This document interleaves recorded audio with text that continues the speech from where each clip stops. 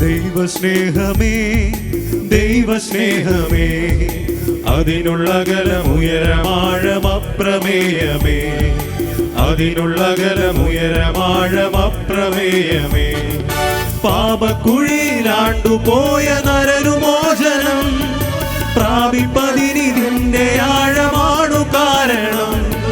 പാപക്കുഴിയിലാണ്ടുപോയ നരനുമോചനം പ്രാപിപ്പതിനിതിൻ്റെ ആഴമാണു കാരണം. ദൈവസ്നേഹമേ ദൈവസ്നേഹമേ അതിനുള്ളകലമുയരമാഴമപ്രമേയമേ അതിനുള്ളകലമുയരമാഴമപ്രമേയമേ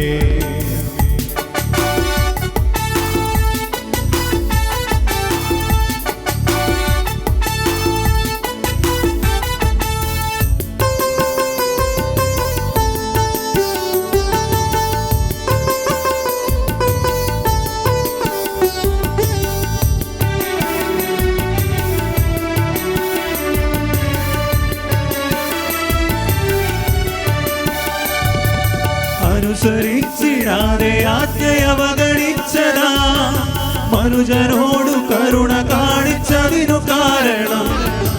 അനുസരിച്ചിടാതെ ആജ്ഞയവഗണിച്ചതാ മനുജനോടു കരുണ കാണിച്ചതിനു കാരണം. ദൈവസ്നേഹമേ ദൈവസ്നേഹമേ അതിനുള്ളകലമുയരമാഴമപ്രമേയമേ അതിനുള്ളകലമുയരമാഴമപ്രമേയമേ കുരിശിലെ ഗജാതനെ തകർത്തു വൈരികൾ കനിശവും വിമോചനം വരുത്തി വയ്ക്കയോ. കുരിശിലെ ഗജാതനെ തകർത്തു വൈരികൾ കനിശവും വിമോചനം വരുത്തി വയ്ക്കയോ. ദൈവസ്നേഹമേ ദൈവസ്നേഹമേ അതിനുള്ളകലമുയരമാഴമപ്രമേയമേ അതിനുള്ളകലമുയരമാഴമപ്രമേയമേ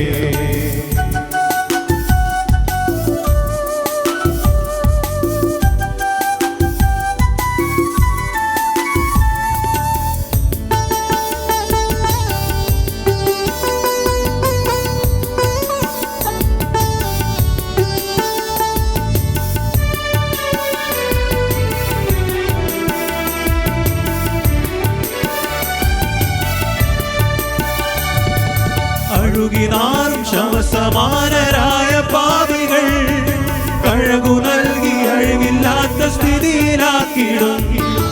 അഴുകിനാറും ശവസമാനരായ പാപികൾ കഴകു നൽകി അഴിവില്ലാത്ത സ്ഥിതിയിലാക്കിടും.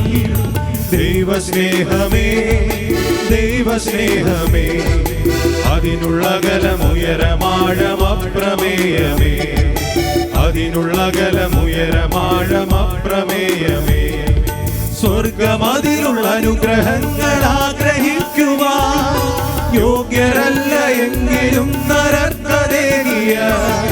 സ്വർഗമതിലുള്ള അനുഗ്രഹങ്ങൾ ആഗ്രഹിക്കുവാൻ യോഗ്യരല്ല എങ്കിലും നരർക്കദേകിയ. ദൈവസ്നേഹമേ ദൈവസ്നേഹമേ അതിനുള്ളകലമുയരമാഴമപ്രമേയമേ അതിനുള്ളകലമുയരമാഴമപ്രമേയമേ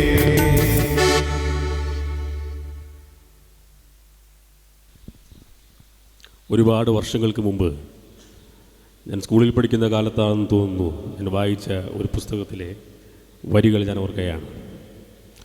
അതൊരു സംഭവ കഥയാണ്. മറ്റ് വിശദാംശങ്ങൾ ഓർക്കുന്നില്ല. ഒരു ദൈവദാസൻ താൻ രോഗിയായി തൻ്റെ നാവ് മുറിച്ചു മാറ്റുന്ന സർജറിക്ക് വിധേയനാകാനായിട്ട് സർജറി ടേബിളിൽ കിടക്കുകയാണ്. അവസാന സമയത്ത് അദ്ദേഹം ഒരു ആവശ്യം അവിടെയുള്ള ആളുകളോട് പറഞ്ഞു. അവിടെ കിടന്നുകൊണ്ട് ഒരു പാട്ട് പാടാൻ അദ്ദേഹത്തിന് സാവകാശം നൽകി. ഈ വരികൾ അദ്ദേഹം പാടി എന്നാണ് ആ ഗ്രന്ഥകാരൻ എഴുതിയത്. വിക്കുള്ള എൻ്റെ ഈ നാവ് ശവക്കുഴിക്കുള്ളിൽ മൗനമെന്നാൽ എന്നാത്മാവോ പാടും ഉന്നതത്തിൽ. പ്രിയപ്പെട്ടവരെ, ഏത് സമയത്തും ഏത് ഘട്ടത്തിലും ദൈവഭക്തന്മാർക്ക് പാടാനുള്ള പാട്ട് അവരുടെ രക്ഷകനെ സ്തുതിക്കുന്ന പാട്ടുകളാണ്. അതേത് സാഹചര്യമായാലും ആ പാട്ടിൻ്റെ വിഷയത്തിന് ഒരു മാറ്റമില്ല. ആ വിഷയത്തെക്കുറിച്ച് പാടുമ്പോൾ അവരുടെ വാക്കുകൾക്ക് ശക്തി പോരാ എന്നവർക്ക് തോന്നും, അവരുടെ നാവുകൾ പോരാ എന്നവർക്ക് തോന്നും. ദൈവദാസൻ ഇങ്ങനെ പാടിയിട്ടുണ്ട്: 1000 നാവുകളാലും 10,000 വാക്കുകളാലും ആ ദിവ്യ സ്നേഹം അവർണ്യം ആരാലും എന്ന് ദൈവദാസൻ പാടിയിട്ടുണ്ട്. ഈ വിഷയത്തെക്കുറിച്ച് പാടുമ്പോൾ വാക്കുകൾ അവിടെ കിട്ടുകയില്ല, നാവുകൾ പോരാ എന്നവർക്ക് വരും. ആ ഭക്തൻ ഇങ്ങനെയാണ് പാടിയിട്ടുള്ളത്: പാപത്തിൻ ശാപത്തിൽ നിന്നും എൻ്റെ പ്രാണനെ കാത്തവനെന്നും എന്നവിടെ പാടുകയാണ്. പാപത്തിൻ്റെ ശാപത്തിൽ നിന്ന് നമ്മെ രക്ഷിച്ച, നമ്മുടെ ജീവിതത്തിലെ ഏറ്റവും വലിയ ഭാഗ്യമെന്ന രക്ഷ നമുക്ക് നൽകിയ, പാപത്തിൻ്റെ ന്യായവിധിയിൽ നിന്ന് നമ്മെ വിടുവിച്ച ദൈവത്തെക്കുറിച്ച്, അവൻ്റെ രക്ഷയെക്കുറിച്ച് പാടുമ്പോൾ അവിടെ വാക്കുകൾ പോരാ, നാവ് പോരാ. നമുക്ക് അവനെ സ്തുതിക്കാം. ഞാനെന്നും സ്തുതിക്കും എൻ പരനെ എന്ന ഗാനം.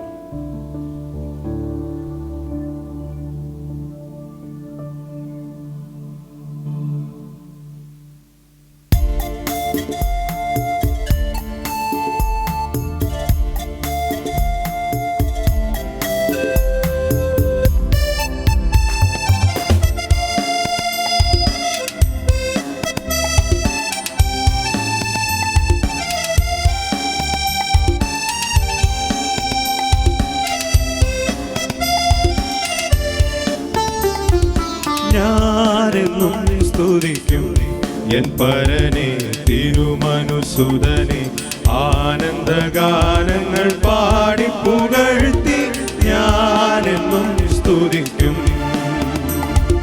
പാപത്തിൽ ശാപത്തിൽ നിന്നും എന്നെ പ്രാണനെ കാത്തവനെന്നും, പാപത്തിൽ ശാപത്തിൽ നിന്നും എന്റെ പ്രാണനെ കാത്തവനെന്നും, പാരിൽ തന്നൻപിനു തുല്യമില്ലൊന്നും ഞാനെന്നും സ്തുതിക്കും എൻ പരനെ തിരുമനുസുതനെ, ആനന്ദഗാനങ്ങൾ പാടി പുകഴ്ത്തി ഞാനെന്നും സ്തുതിക്കും.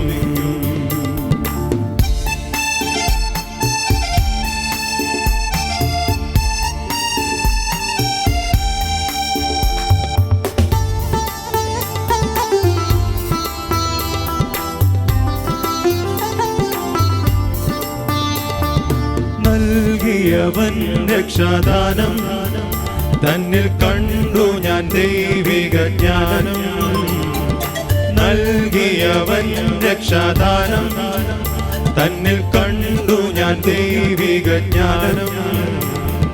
തൻ പദസേവയതെന്നഭിമാനം ഞാനെന്നും സ്തുതിക്കും എൻ പരനെ തിരുമനുസുതനെ, ആനന്ദഗാനങ്ങൾ പാടി പുകഴ്ത്തി ഞാനെന്നും സ്തുതിക്കും.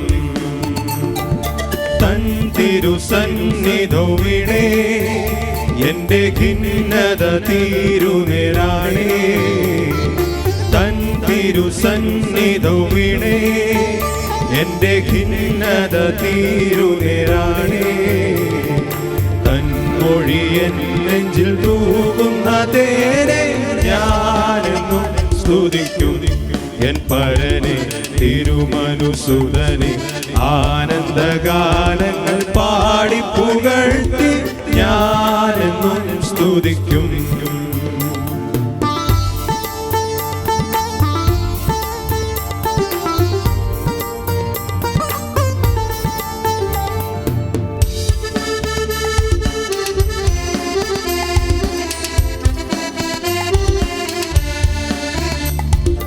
ആയിരം നാവുകളാലും 10,000 വാക്കുകളാലും, ആയിരം നാവുകളാലും 10,000 വാക്കുകളാലും ആ ദിവ്യ സ്നേഹമവന്യമരാലും ഞാനെന്നും സ്തുതിക്കും എൻ പരനെ തിരുമനുസുതനെ. ആനന്ദഗാനങ്ങൾ പാടി പുകഴ്ത്തി ഞാനെന്നും സ്തുതിക്കും. നിത്യത തന്നിൽ ഞാനെത്തും, തന്റെ സ്തുത്യ പദങ്ങൾ ഞാൻ ഒത്തും. നിത്യത തന്നിൽ ഞാനെത്തും, തന്റെ സ്തുത്യ പദങ്ങൾ ഞാൻ ഒത്തും. ഭക്തിയിലാനന്ദ കണ്ണുനീർ വീഴ്ത്തും ഞാനെന്നും സ്തുതിക്കും എൻ പരനെ തിരുമനുസുതനെ. ആനന്ദഗാനങ്ങൾ പാടി പുകഴ്ത്തി ഞാനെന്നും സ്തുതിക്കും.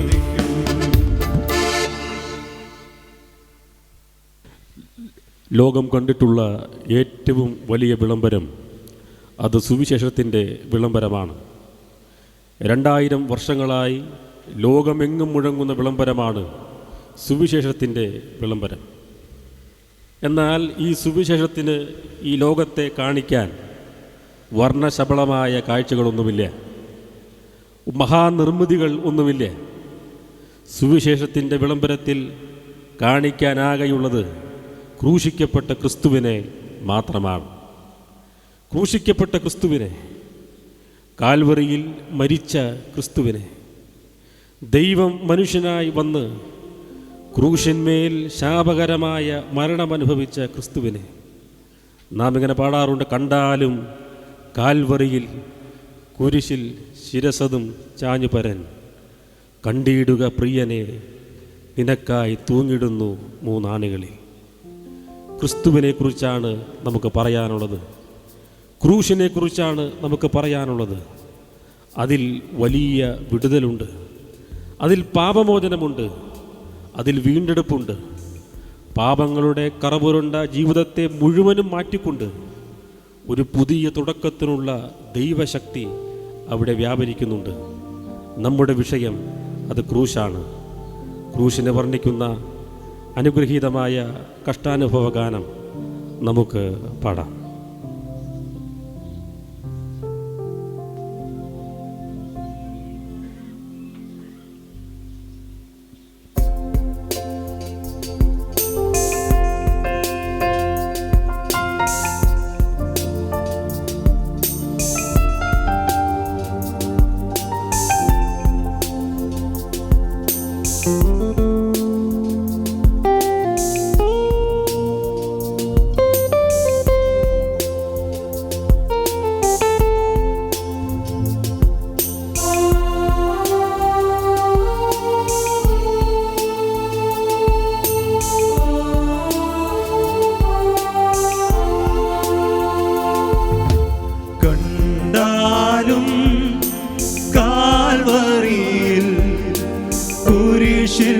ശിരസതും ചാഞ്ഞുപരൻ, കണ്ടിടുക പ്രിയനെ നിനക്കായി തൂങ്ങിടുന്നു 3 ആണികളിൽ.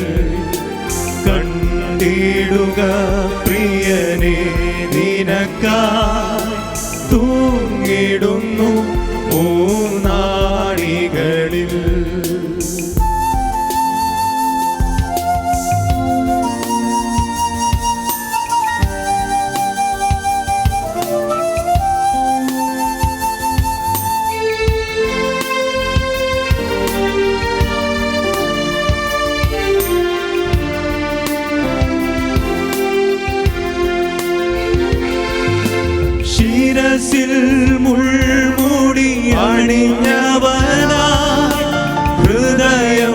നിന്നയാൽ തകർന്നവനായി ശിരസിൽ മുൾമുടി അണിഞ്ഞവനായി ഹൃദയം നിന്നയാൽ തകർന്നവനായി വേദനയാൽ ഏറ്റം വലഞ്ഞവനായി തൻ ജീവനെ വെടിയുന്നു സ്വയം നിനക്കായി വേദനയാൽ ഏറ്റം വലഞ്ഞവനായി തൻ ജീവനെ വെടിയുന്നു സ്വയം നിനക്കായി കണ്ടാലും കാൽവരിയിൽ കുരിശിൽ ശിരസതും ചാഞ്ഞു പരൻ കണ്ടിടുക പ്രിയനെ നിനക്കായി തൂങ്ങിടുന്നു മൂന്നാണികളിൽ കണ്ടിടുക പ്രിയനെ നിനക്കായി തൂങ്ങിടുന്നു മൂന്നാണികളിൽ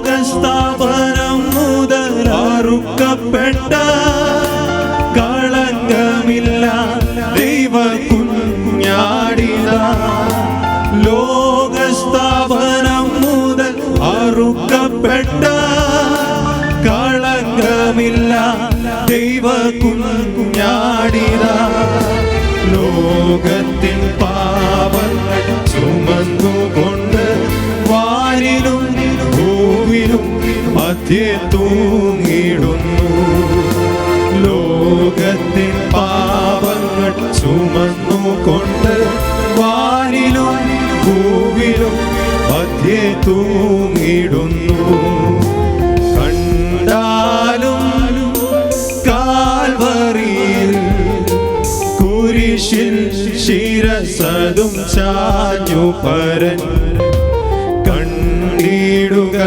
പ്രിയനെ നിനക്കായി തൂങ്ങിടുന്നു മൂന്നാണികളിൽ കണ്ടിടുക പ്രിയനെ നിനക്കായി തൂങ്ങിടുന്നു മൂന്നാണികളിൽ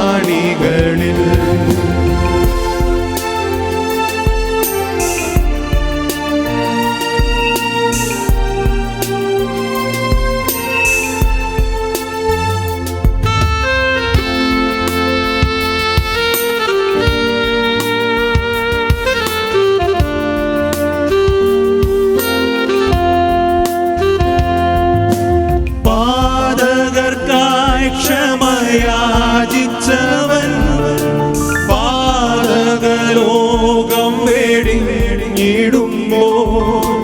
പാതകർക്കായി ക്ഷമയാചിച്ചവൻ പാതകലോകം വെടിഞ്ഞിടുമ്പോൾ നിവൃത്തിയായി സകലമെന്നോദിയഹോ സ്വന്ത പ്രാണൻ പിതാവിനെ ഏൽപ്പിക്കുന്നു നിവൃത്തിയായി സകലമെന്നോദിയഹോ സ്വന്ത പ്രാണൻ പിതാവിനെ ഏൽപ്പിക്കുന്നു കണ്ടാലും കാൽവരിയിൽ കുരിശിൽ ശിരസതും ചാഞ്ഞു പരൻ കണ്ടിടുക പ്രിയനെ നിനക്കായി തൂങ്ങിടുന്നു മൂന്നാണികളിൽ കണ്ടിടുക പ്രിയനെ നിനക്കായി തൂങ്ങിടുന്നു മൂന്നാണികളിൽ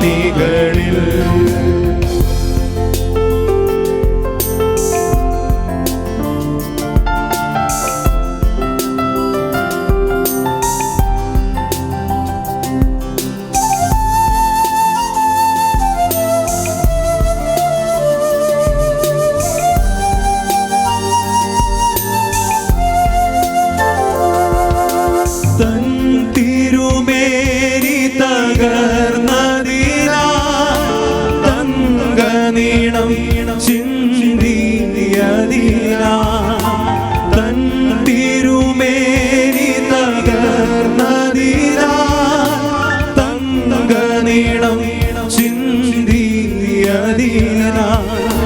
നിൻവിലയല്ലോ നൽകിയവൻ നിന്നെ സ്വർഗീയ സമ്പൂർണനാക്കിടുവാൻ നിൻവിലയല്ലോ നൽകിയവൻ നിന്നെ സ്വർഗീയ സമ്പൂർണനാക്കിടുവാൻ കണ്ടാലും കാൽവരിയിൽ കുരിശിൽ ശിരസതും ചാഞ്ഞു പരൻ കണ്ടിടുക പ്രിയനേ നിനക്കായി തൂങ്ങിടുന്നു മൂന്നാണികളിൽ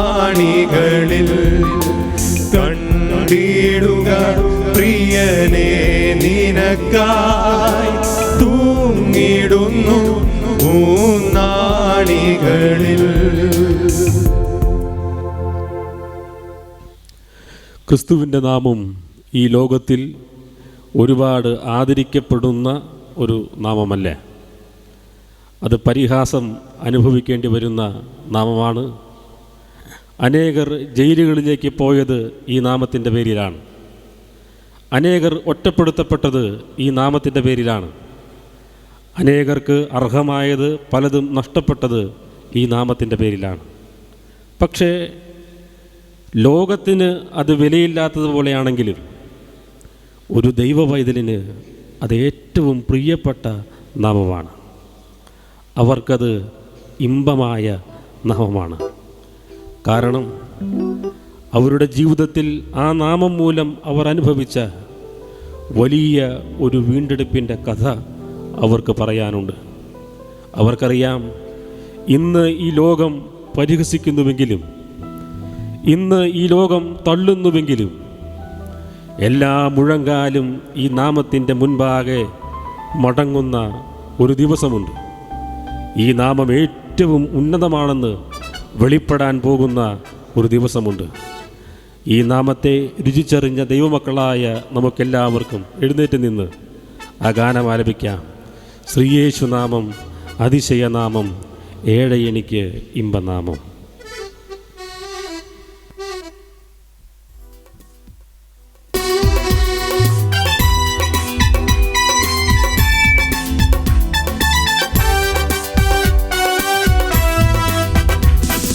ശ്രീയേശുനാമം അതിശയനാമം, ഏഴ് എനിക്കിമ്പനാമം. ശ്രീയേശുനാമം അതിശയനാമം, ഏഴ് എനിക്കിമ്പനാമം. പാപപരിഹാരാർത്ഥം പാദകരെ തേടി പാരിടത്തിൽ വന്ന നാമം. പാപപരിഹാരാർത്ഥം പാദകരെ തേടി പാരിടത്തിൽ വന്ന നാമം. പാപമറ്റ ജീവിതത്തിൻ മാതൃകയെ കാട്ടിത്തന്ന പാവനമ പുണ്യനാമം. പാപമറ്റ ജീവിതത്തിൻ മാതൃകയെ കാട്ടിത്തന്ന പാവനമ പുണ്യനാമം. ശ്രീയേശുനാമം അതിശയനാമം, ഏഴ് എനിക്കിമ്പനാമം. ശ്രീയേശുനാമം അതിശയനാമം, ഏഴ് എനിക്കിമ്പനാമം. എണ്ണമില്ല പാപം എന്നിൽ നിന്നു നീക്കാൻ എന്നിൽ കനിഞ്ഞ നാമം. എണ്ണമില്ല പാപം എന്നിൽ നിന്നു നീക്കാൻ എന്നിൽ കനിഞ്ഞ നാമം. അന്യനെന്ന മേലെഴുത്തു എന്നേക്കുമായി മാച്ചു തന്ന ഉന്നതന്റെ വന്യനാമം. അന്യനെന്ന മേലെഴുത്തു എന്നേക്കുമായി മാച്ചു തന്ന ഉന്നതന്റെ വന്യനാമം. ശ്രീയേശുനാമം അതിശയനാമം, ഏഴ് എനിക്കിമ്പനാമം. ശ്രീയേശുനാമം അതിശയനാമം, ഏഴ് എനിക്കിമ്പനാമം.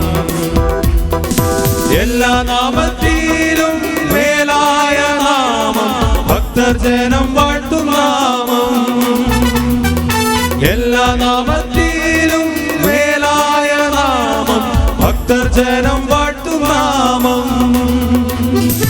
എല്ലാ മുഴങ്കാലും അടങ്ങിടും തിരുമുൻപിൽ വല്ലഭത്വമുള്ള നാമം, എല്ലാ മുഴങ്കാലും അടങ്ങിടും തിരുമുൻപിൽ വല്ലഭത്വമുള്ള നാമം. ശ്രീയേശുനാമം അതിശയനാമം, ഏഴെനിക്കിമ്പനാമം.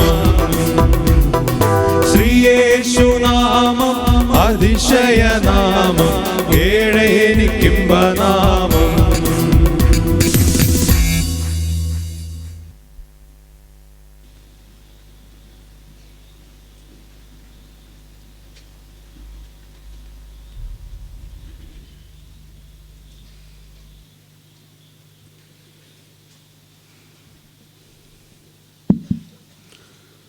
ദൈവനാമത്തിന് മഹത്വം ഉണ്ടാകുമാറാകട്ടെ.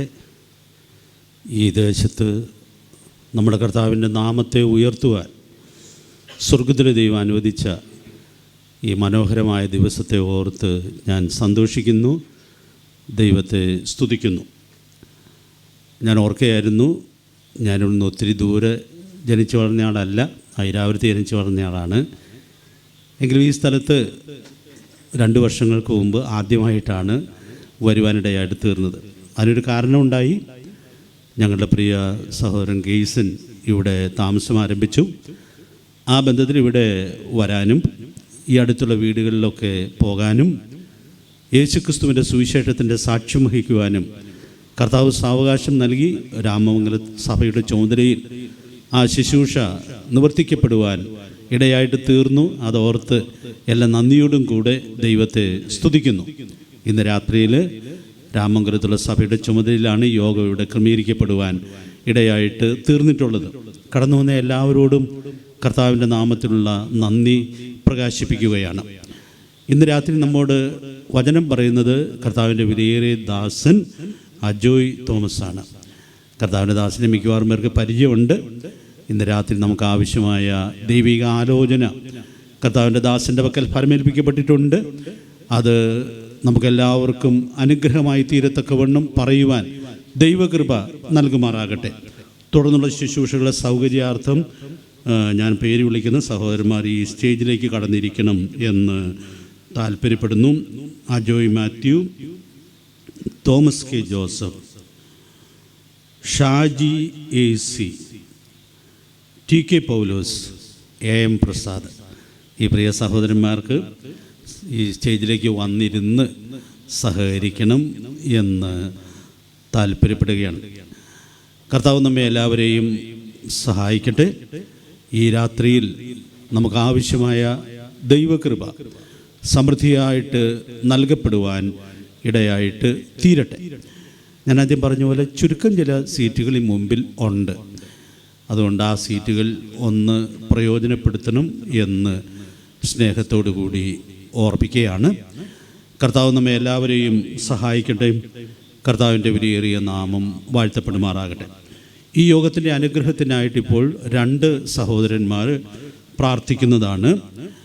AC ഷാജി സഹോദരൻ ആദ്യം പ്രാർത്ഥിക്കും. അതേ തുടർന്ന് TK പൗലോസ് സഹോദരനും ഈ യോഗത്തിൻ്റെ അനുഗ്രഹത്തിന് വേണ്ടി പ്രാർത്ഥിക്കുന്നതാണ്. അതേ തുടർന്ന് കർത്താവിൻ്റെ വിലയേറിയ ദാസൻ നമ്മോട് സംസാരിക്കും. വളരെ പ്രാർത്ഥനയോടെ കർത്താവിൻ്റെ സന്നിധിയിൽ നമുക്കായിരിക്കാം. ഇത്രത്തോളം കർത്താവ് നമ്മെ സഹായിച്ചതോർത്ത് സ്തോത്രം ചെയ്യാം. നമുക്ക് നല്ല തണുപ്പുള്ള അന്തരീക്ഷത്തിൽ ശാന്തമായിട്ടിരുന്ന് ദൈവത്തിൻ്റെ വചനം കേൾക്കാൻ ദൈവം അവസരം ഒരുക്കിയല്ലോ. എല്ലാം ദൈവം നന്മയ്ക്കായിട്ട് കൂടി വ്യാപരിപ്പിക്കുന്നു എന്നുള്ളതോർത്ത് നമുക്ക് സന്തോഷിക്കാം, ദൈവത്തെ സ്തുതിക്കാം. സഹോദരന്മാരെ ഞാൻ ശുശ്രൂഷകൾക്കായിട്ട് ക്ഷണിക്കുകയാണ്.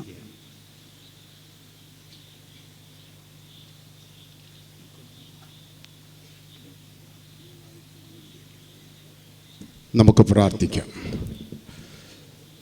ഞങ്ങളെ അതിവാത്സല്യമായി സ്നേഹിക്കുന്ന ഞങ്ങളുടെ സ്വർഗീയ പിതാവേ, ഈ അനുഗ്രഹീതമായിരിക്കുന്ന രാത്രിക്കായിട്ട് ഞങ്ങളങ്ങയെ വാഴ്ത്തുന്നു, ഞങ്ങളങ്ങയെ സ്തുതിക്കുന്നു. പരിശുദ്ധ പിതാവേ, ഈ സന്ധ്യാസമയത്ത് അവിടുത്തെ ക്രൂശിക്കപ്പെട്ട ക്രിസ്തുവിനെ ഉയർത്തുവാൻ, അവിടുത്തെ സുവിശേഷത്തെ ഉയർത്തുവാൻ അവിടുന്ന് ഞങ്ങളെ ഇവിടെ കൂട്ടിവരുത്തിയതിനായി തിരുനാമത്തിന് സ്തോത്രം. കർത്താവെ, ഈ ദേശത്ത് ഞങ്ങളുടെ ദൈവത്തിൻ്റെ സ്നേഹത്തെ വർണ്ണിപ്പാൻ, അതെത്ര മഹത്തരമാണ് എന്ന് വിളിച്ചറിയിക്കുവാൻ നിന്റെ മക്കളായിരിക്കുന്ന അടിയങ്ങളെ അവിടുന്ന് ഈ നിലയിൽ ഒരു അവസരം ഒരുക്കി തന്നതിനായിട്ട് നന്ദിയോടെ സ്തോത്രം.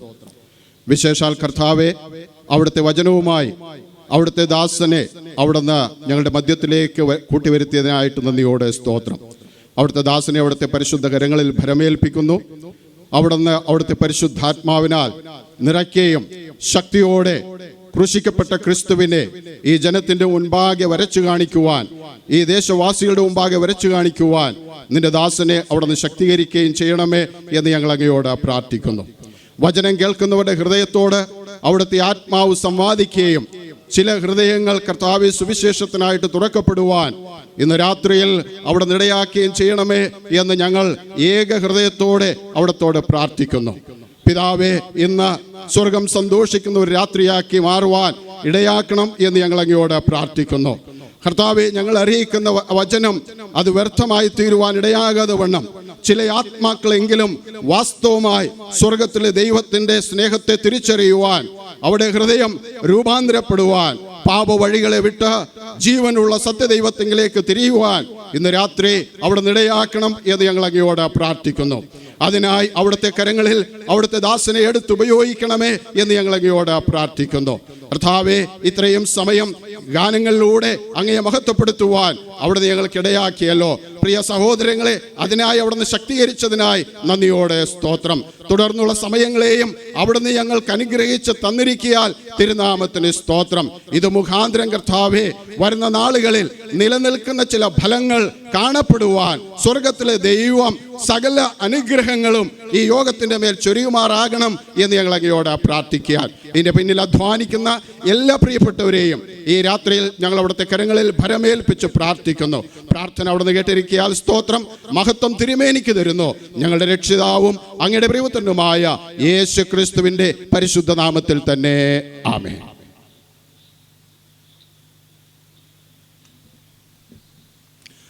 വീണ്ടും പ്രാർത്ഥിക്കാം. കരുണയിൽ സമ്പന്നനായ ഞങ്ങളുടെ സ്വർഗീയ പിതാവേ, അനുഗ്രഹീതമായിരിക്കുന്ന ഈ രാത്രിക്കാട് സ്തോത്രം ചെയ്യുന്നു. അടിയങ്ങൾ ഈ നാളുകളിൽ ആഗ്രഹിക്കുകയും പ്രാർത്ഥിക്കുകയും ചെയ്തതുപോലെ ഈ സ്ഥലത്ത് ഈ രാത്രിയിൽ ഒരുമിച്ച് കൂടി അവിടുത്തെ വിശുദ്ധ നാമത്തെ ഉയർത്തുവാനായിട്ട് തന്നുകൊണ്ടിരിക്കുന്ന ദൈവകൃപയ്ക്കാട് സ്തോത്രം. രാവിലെ കാലം പല സ്ഥലങ്ങളിൽ കർത്താവിനെ ആരാധിക്കുവാൻ, മഹത്വപ്പെടുത്തുവാൻ അങ്ങ് ഞങ്ങളെ ബലപ്പെടുത്തിയല്ലോ. അതിനാട് സ്തോത്രം ചെയ്യുന്നു. ഇന്ന് രാത്രിയിൽ ഈ ശാന്തമായ അന്തരീക്ഷത്തിൽ അവിടുത്തെ പുത്രനെ ഉയർത്തുവാനായിട്ട് തന്നുകൊണ്ടിരിക്കുന്ന ദൈവകൃപയ്ക്കാട് സ്തോത്രം.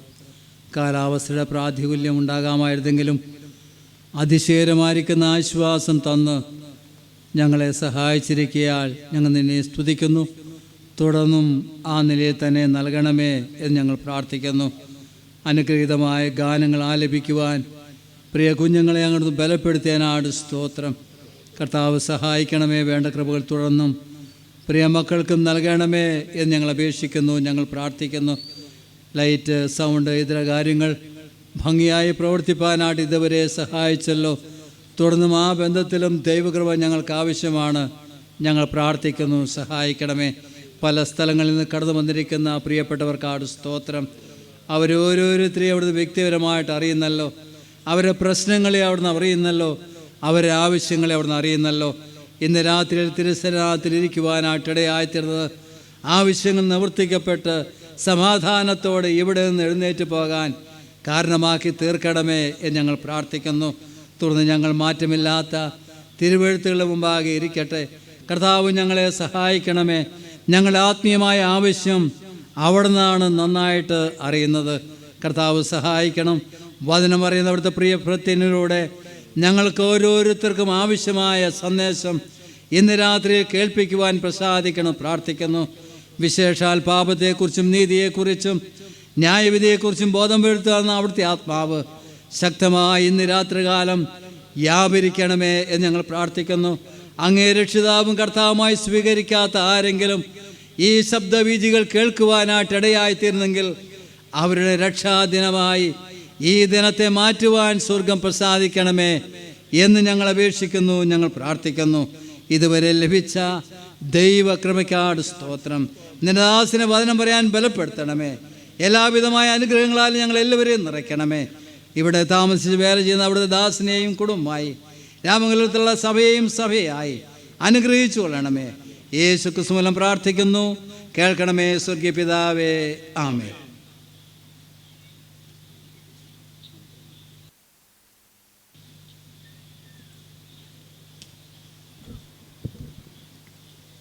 നമ്മുടെ കർത്താവിൻ്റെ അതിപരിശുദ്ധമായ നാമം വാഴ്ത്തപ്പെടുമാറാകട്ടെ. ഇന്ന് വൈകുന്നേരം ഒരുമിച്ച് കൂടിയിരിക്കുന്ന എല്ലാ ദൈവദാസന്മാർക്കും സഹോദരി സഹോദരന്മാർക്കും മറ്റ് സ്നേഹിതന്മാരായി കടന്നു വന്നിരിക്കുന്ന എല്ലാവർക്കും യേശു ക്രിസ്തുവിൻ്റെ പരിശുദ്ധമായ നാമത്തിലുള്ള സ്നേഹവന്ദനങ്ങൾ അറിയിക്കുന്നു. രാമമംഗലം സഭയുടെ ചുമതലയിൽ ഇവിടെ നടത്തപ്പെടുന്ന സുവിശേഷ പ്രവർത്തനങ്ങൾക്കായിട്ട് കർത്താവിനെ സ്തുതിക്കുന്നു. അതിൻ്റെ ഭാഗമായിട്ട് ഇന്ന് ഇങ്ങനെയൊരു യോഗം ക്രമീകരിക്കുവാനായിട്ട് പ്രിയപ്പെട്ടവർക്ക് കർത്താവ് പ്രേരണ നൽകി. അതോർത്ത് ദൈവത്തെ സ്തുതിക്കുന്നു. ഇന്ന് വൈകുന്നേരം നമ്മുടെ മുമ്പിലുള്ള അല്പസമയം ദൈവവചനത്തിലെ ചില സത്യങ്ങൾ ചുരുക്കം വാക്കുകളിൽ ശാന്തമായിട്ട് നിങ്ങളുമായിട്ട് പങ്കിടണം എന്ന് ഞാൻ ആഗ്രഹിക്കുന്നു. പ്രാരംഭമായി ഞാനൊരു വാക്യം വായിക്കാം.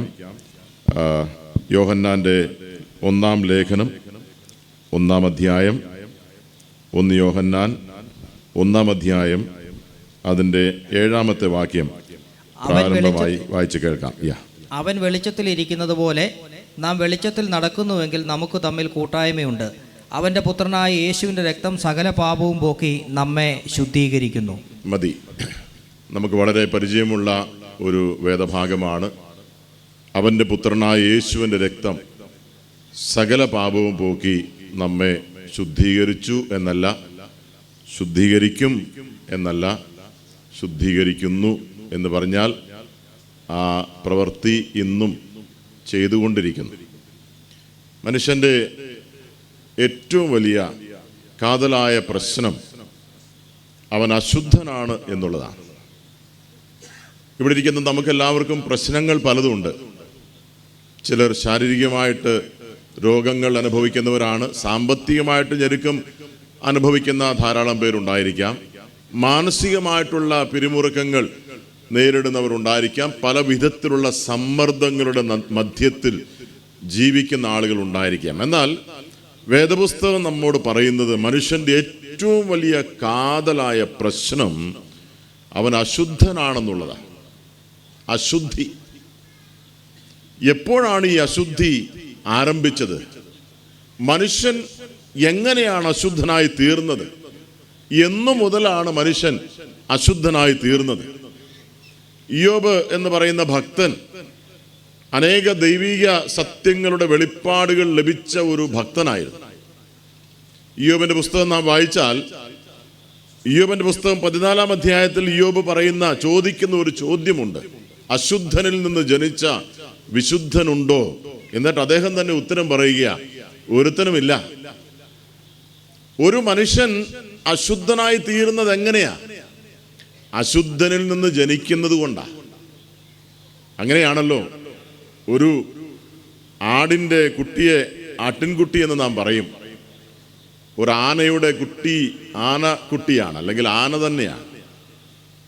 എല്ലാ മൃഗങ്ങളും അങ്ങനെയാ. ഒരു പാമ്പിൻ്റെ ചെറിയ കുഞ്ഞ് അത് പാമ്പിൻ്റെ കുഞ്ഞാ, പാമ്പ് തന്നെയാ. അങ്ങനെയാണെങ്കിൽ ഒരു അശുദ്ധൻ്റെ മകൻ അശുദ്ധനാ, പാപിയുടെ മകൻ പാപിയാ. ഞാൻ പാപിയായത് എങ്ങനെയാ? ഞാൻ പാപിയായത് ഞാൻ പാപിയിൽ നിന്നും ജനിച്ചത് കൊണ്ടാ. അശുദ്ധനിൽ നിന്ന് ജനിച്ച വിശുദ്ധനുണ്ടോ? ഒരുത്തനുമില്ല. ഇവിടെ ഇരിക്കുന്ന ദൈവമക്കളായ സഹോദരി സഹോദരന്മാരോട് പ്രാരംഭമായിട്ട് ഞാനൊരു കാര്യം ഓർപ്പിച്ച് മുന്നോട്ട് പോകാൻ ആഗ്രഹിക്കുന്നു. നമ്മുടെ മക്കൾ അശുദ്ധരായിട്ട് ജനിച്ചവരാ. ഞാനൊരു സുവിശേഷകനാണ്. സുവിശേഷന്മാർ പലരും ഇവിടെയുണ്ട്. സഭയിലെ മൂപ്പന്മാർ പലരും ഇവിടെയുണ്ട്. ആത്മിക ശുശ്രൂഷകൾ ചെയ്യുന്ന പലരും ഇവിടെയുണ്ട്. എന്നാൽ നമ്മുടെ മക്കൾ അശുദ്ധരായിട്ടാണ് ജനിച്ചത്.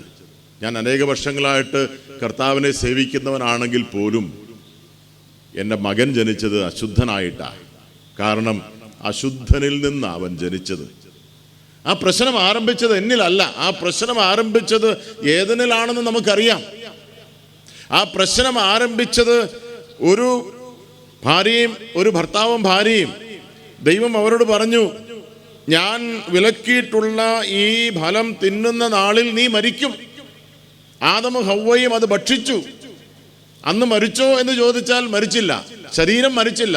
930 വർഷം ആദം ജീവിച്ചിരുന്നു. പക്ഷേ ദൈവം കള്ളം പറഞ്ഞോ? ദൈവം ഒരിക്കലും കള്ളം പറയില്ല. ദൈവം സത്യവാനാണ്, അവൻ ഭോഷ്ക് പറയില്ല. ദൈവം പറഞ്ഞു, അത് തിന്നുന്ന നാളിൽ നീ മരിക്കും. അങ്ങനെയെങ്കിൽ മരിച്ചു. ഏത് മരണം? അതിന് ആത്മീക മരണം എന്നാ പറയുന്നത്. ആത്മീക മരണം. ആദം മരിച്ചു. ആ മരിച്ച ആദത്തിന് മക്കളുണ്ടായി. മരിച്ച പിതാവ് മരിച്ച മക്കളെ ജനിപ്പിച്ചു. അങ്ങനെ കയീനും ഹാബേലും ഉണ്ടായത്. കയീനും ഹാബേലും മരിച്ചവരായിട്ടാണ് ജനിച്ചത്. എങ്ങനെ മരിച്ചവരായി? ആത്മീക മരണമാത്. ദൈവത്തോട് ബന്ധമില്ലാത്തവരായിട്ടാണ് അവർ മരിച്ചത്. കാരണം ദൈവത്തോട് ബന്ധമില്ലാത്ത മാതാപിതാക്കൾ അവരെ ജനിപ്പിച്ചു. പാപികളായ മാതാപിതാക്കൾ പാപികളായ മക്കൾക്ക് ജന്മം നൽകി. അന്ന് മുതൽ അത് ആരംഭിച്ചത്. അവിടെയാ ഞാനും ജനിച്ചത്. ആദാം പാപം ചെയ്തപ്പോൾ ഞാൻ അവനിൽ ഉണ്ടായിരുന്നു. ഞാൻ അന്നാ പാപിയായത്. വാസ്തവത്തിൽ ഞാൻ പാപിയായത് ഏദൻ തോട്ടത്തിലാ. കാരണം ആ മനുഷ്യൻ, ആ പുരുഷനും സ്ത്രീയും പാപം ചെയ്തപ്പോൾ നമ്മൾ അവരിൽ ഉണ്ടായിരുന്നു. അവരിൽ നിന്നാ ഈ അപ്പോസ്തല പ്രവൃത്തി 17-ാം അധ്യായത്തിൽ അപ്പോസ്തലനായ പൗലോസ് പറയുന്ന ഒരു കാര്യമുണ്ട്. ദൈവം ഒരുവനിൽ നിന്ന്, അല്ലെ, ദൈവം ഒരുവനിൽ നിന്ന് സകലരെയും മാനവജാതിയെ ഒക്കെയും ഉളവാക്കി എന്ന് പറഞ്ഞാൽ എല്ലാവരും വന്നത് ആ ഒരുത്തനിൽ നിന്നാ. ആ ഒരുത്തനിൽ നിന്ന്, ആ ഒരുത്തൻ്റെ, ആ മരിച്ചവന്റെ മക്കളാണ് നമ്മളെല്ലാവരും. ആ മരിച്ച മാതാപിതാക്കളുടെ മരിച്ച മക്കളാണ് നമ്മൾ. ഒരു കുട്ടി ജനിക്കുമ്പോൾ ശരീരത്തിൽ ജീവനുണ്ട്, കാണാൻ സൗന്ദര്യമുണ്ട്. പക്ഷേ യാഥാർത്ഥ്യം എന്താ? യാഥാർത്ഥ്യം ആ കുട്ടിക്ക് ദൈവവുമായിട്ട് ബന്ധമില്ലെന്നുള്ളതാണ്. ദൈവത്തിൽ നിന്ന് വിച്ഛേദിക്കപ്പെട്ട ബന്ധത്തിലാണ് ആ കുട്ടി ജനിക്കുന്നത്. എന്ന് പറഞ്ഞാൽ ആത്മീകമായിട്ട് മരിച്ചവനായിട്ട്. ആദം ആത്മീകമായിട്ട് മരിച്ചു എന്ന് പറഞ്ഞാൽ നാം മനസ്സിലാക്കേണ്ടത്, ആദമിൽ നിന്നും ദൈവത്തിൻ്റെ ജീവൻ നഷ്ടപ്പെട്ടു. ഞാനിങ്ങനെ ചിന്തിക്കാറുണ്ട്. ദൈവം ആദാമിനെയും ഹവ്വയെയും ഏദൻ തോട്ടത്തിൽ നിന്ന് ഇറക്കി വിടുന്നതിന് മുമ്പ് ആദമും ഹവ്വയും ദൈവത്തെ അവരുടെ ജീവിതത്തിൽ നിന്ന് ഇറക്കി വിട്ടു. ആദമും ഹവ്വയും ദൈവത്തെ അവരുടെ ജീവിതത്തിൽ നിന്ന് ഇറക്കി വിട്ടു. അതാ സംഭവിച്ചത്. സാത്താന്റെ വാക്ക് കേട്ടപ്പോൾ അത് സംഭവിച്ചു. ഇനി ദൈവം അവരിൽ നിന്ന് പോയപ്പോൾ വെളിച്ചമാ പോയത്. വെളിച്ചം പോയാൽ എന്ത് സംഭവിക്കും? നമുക്കിവിടെ ജനറേറ്റർ ഇടപാട് ചെയ്തിട്ടുണ്ട്. ഈ നാളുകളിൽ ചില സ്ഥലങ്ങളിലൊക്കെ 3, 4, 5 ദിവസങ്ങളായിട്ട് കറണ്ടില്ല. ലൈറ്റ് പോയാൽ അന്ധകാരം തന്നെ വരും. അന്ധകാരം കൊണ്ടുവരുവാനായിട്ട് നാം ആരും ഒന്നും ചെയ്യണ്ട. അന്ധകാരം തന്നെ വരും. അന്ധകാരം എവിടെയുണ്ട്? ആദ്യം അന്ധകാരമായിരുന്നു, ആഴത്തിന്മീതെ ഇരുളുണ്ടായിരുന്നു. വെളിച്ചം പിന്നീടാണ് വന്നത്. ഇരുളാണിവിടെ. സൂര്യൻ വരുന്നത് കൊണ്ടാണ് വെളിച്ചമുള്ളത്, അല്ലെങ്കിൽ ഇവിടെ ഇരുളാണ്. ഈ ലൈറ്റ് പ്രകാശിക്കുന്നത് കൊണ്ടാണ് ഇവിടെ വെളിച്ചമുള്ളത്, അല്ലെങ്കിൽ ഇരുളാണ്. ആ വെളിച്ചം പോയപ്പോൾ ഇരുൾ പ്രവേശിച്ചു. എങ്ങോട്ട്? ആദമിന്റെയും ഹവ്വയുടെയും ഉള്ളിലേക്ക്, അഥവാ മനുഷ്യന്റെ ഉള്ളിലേക്ക് അശുദ്ധി പ്രവേശിച്ചു. അന്ന് പ്രവേശിച്ചതാ.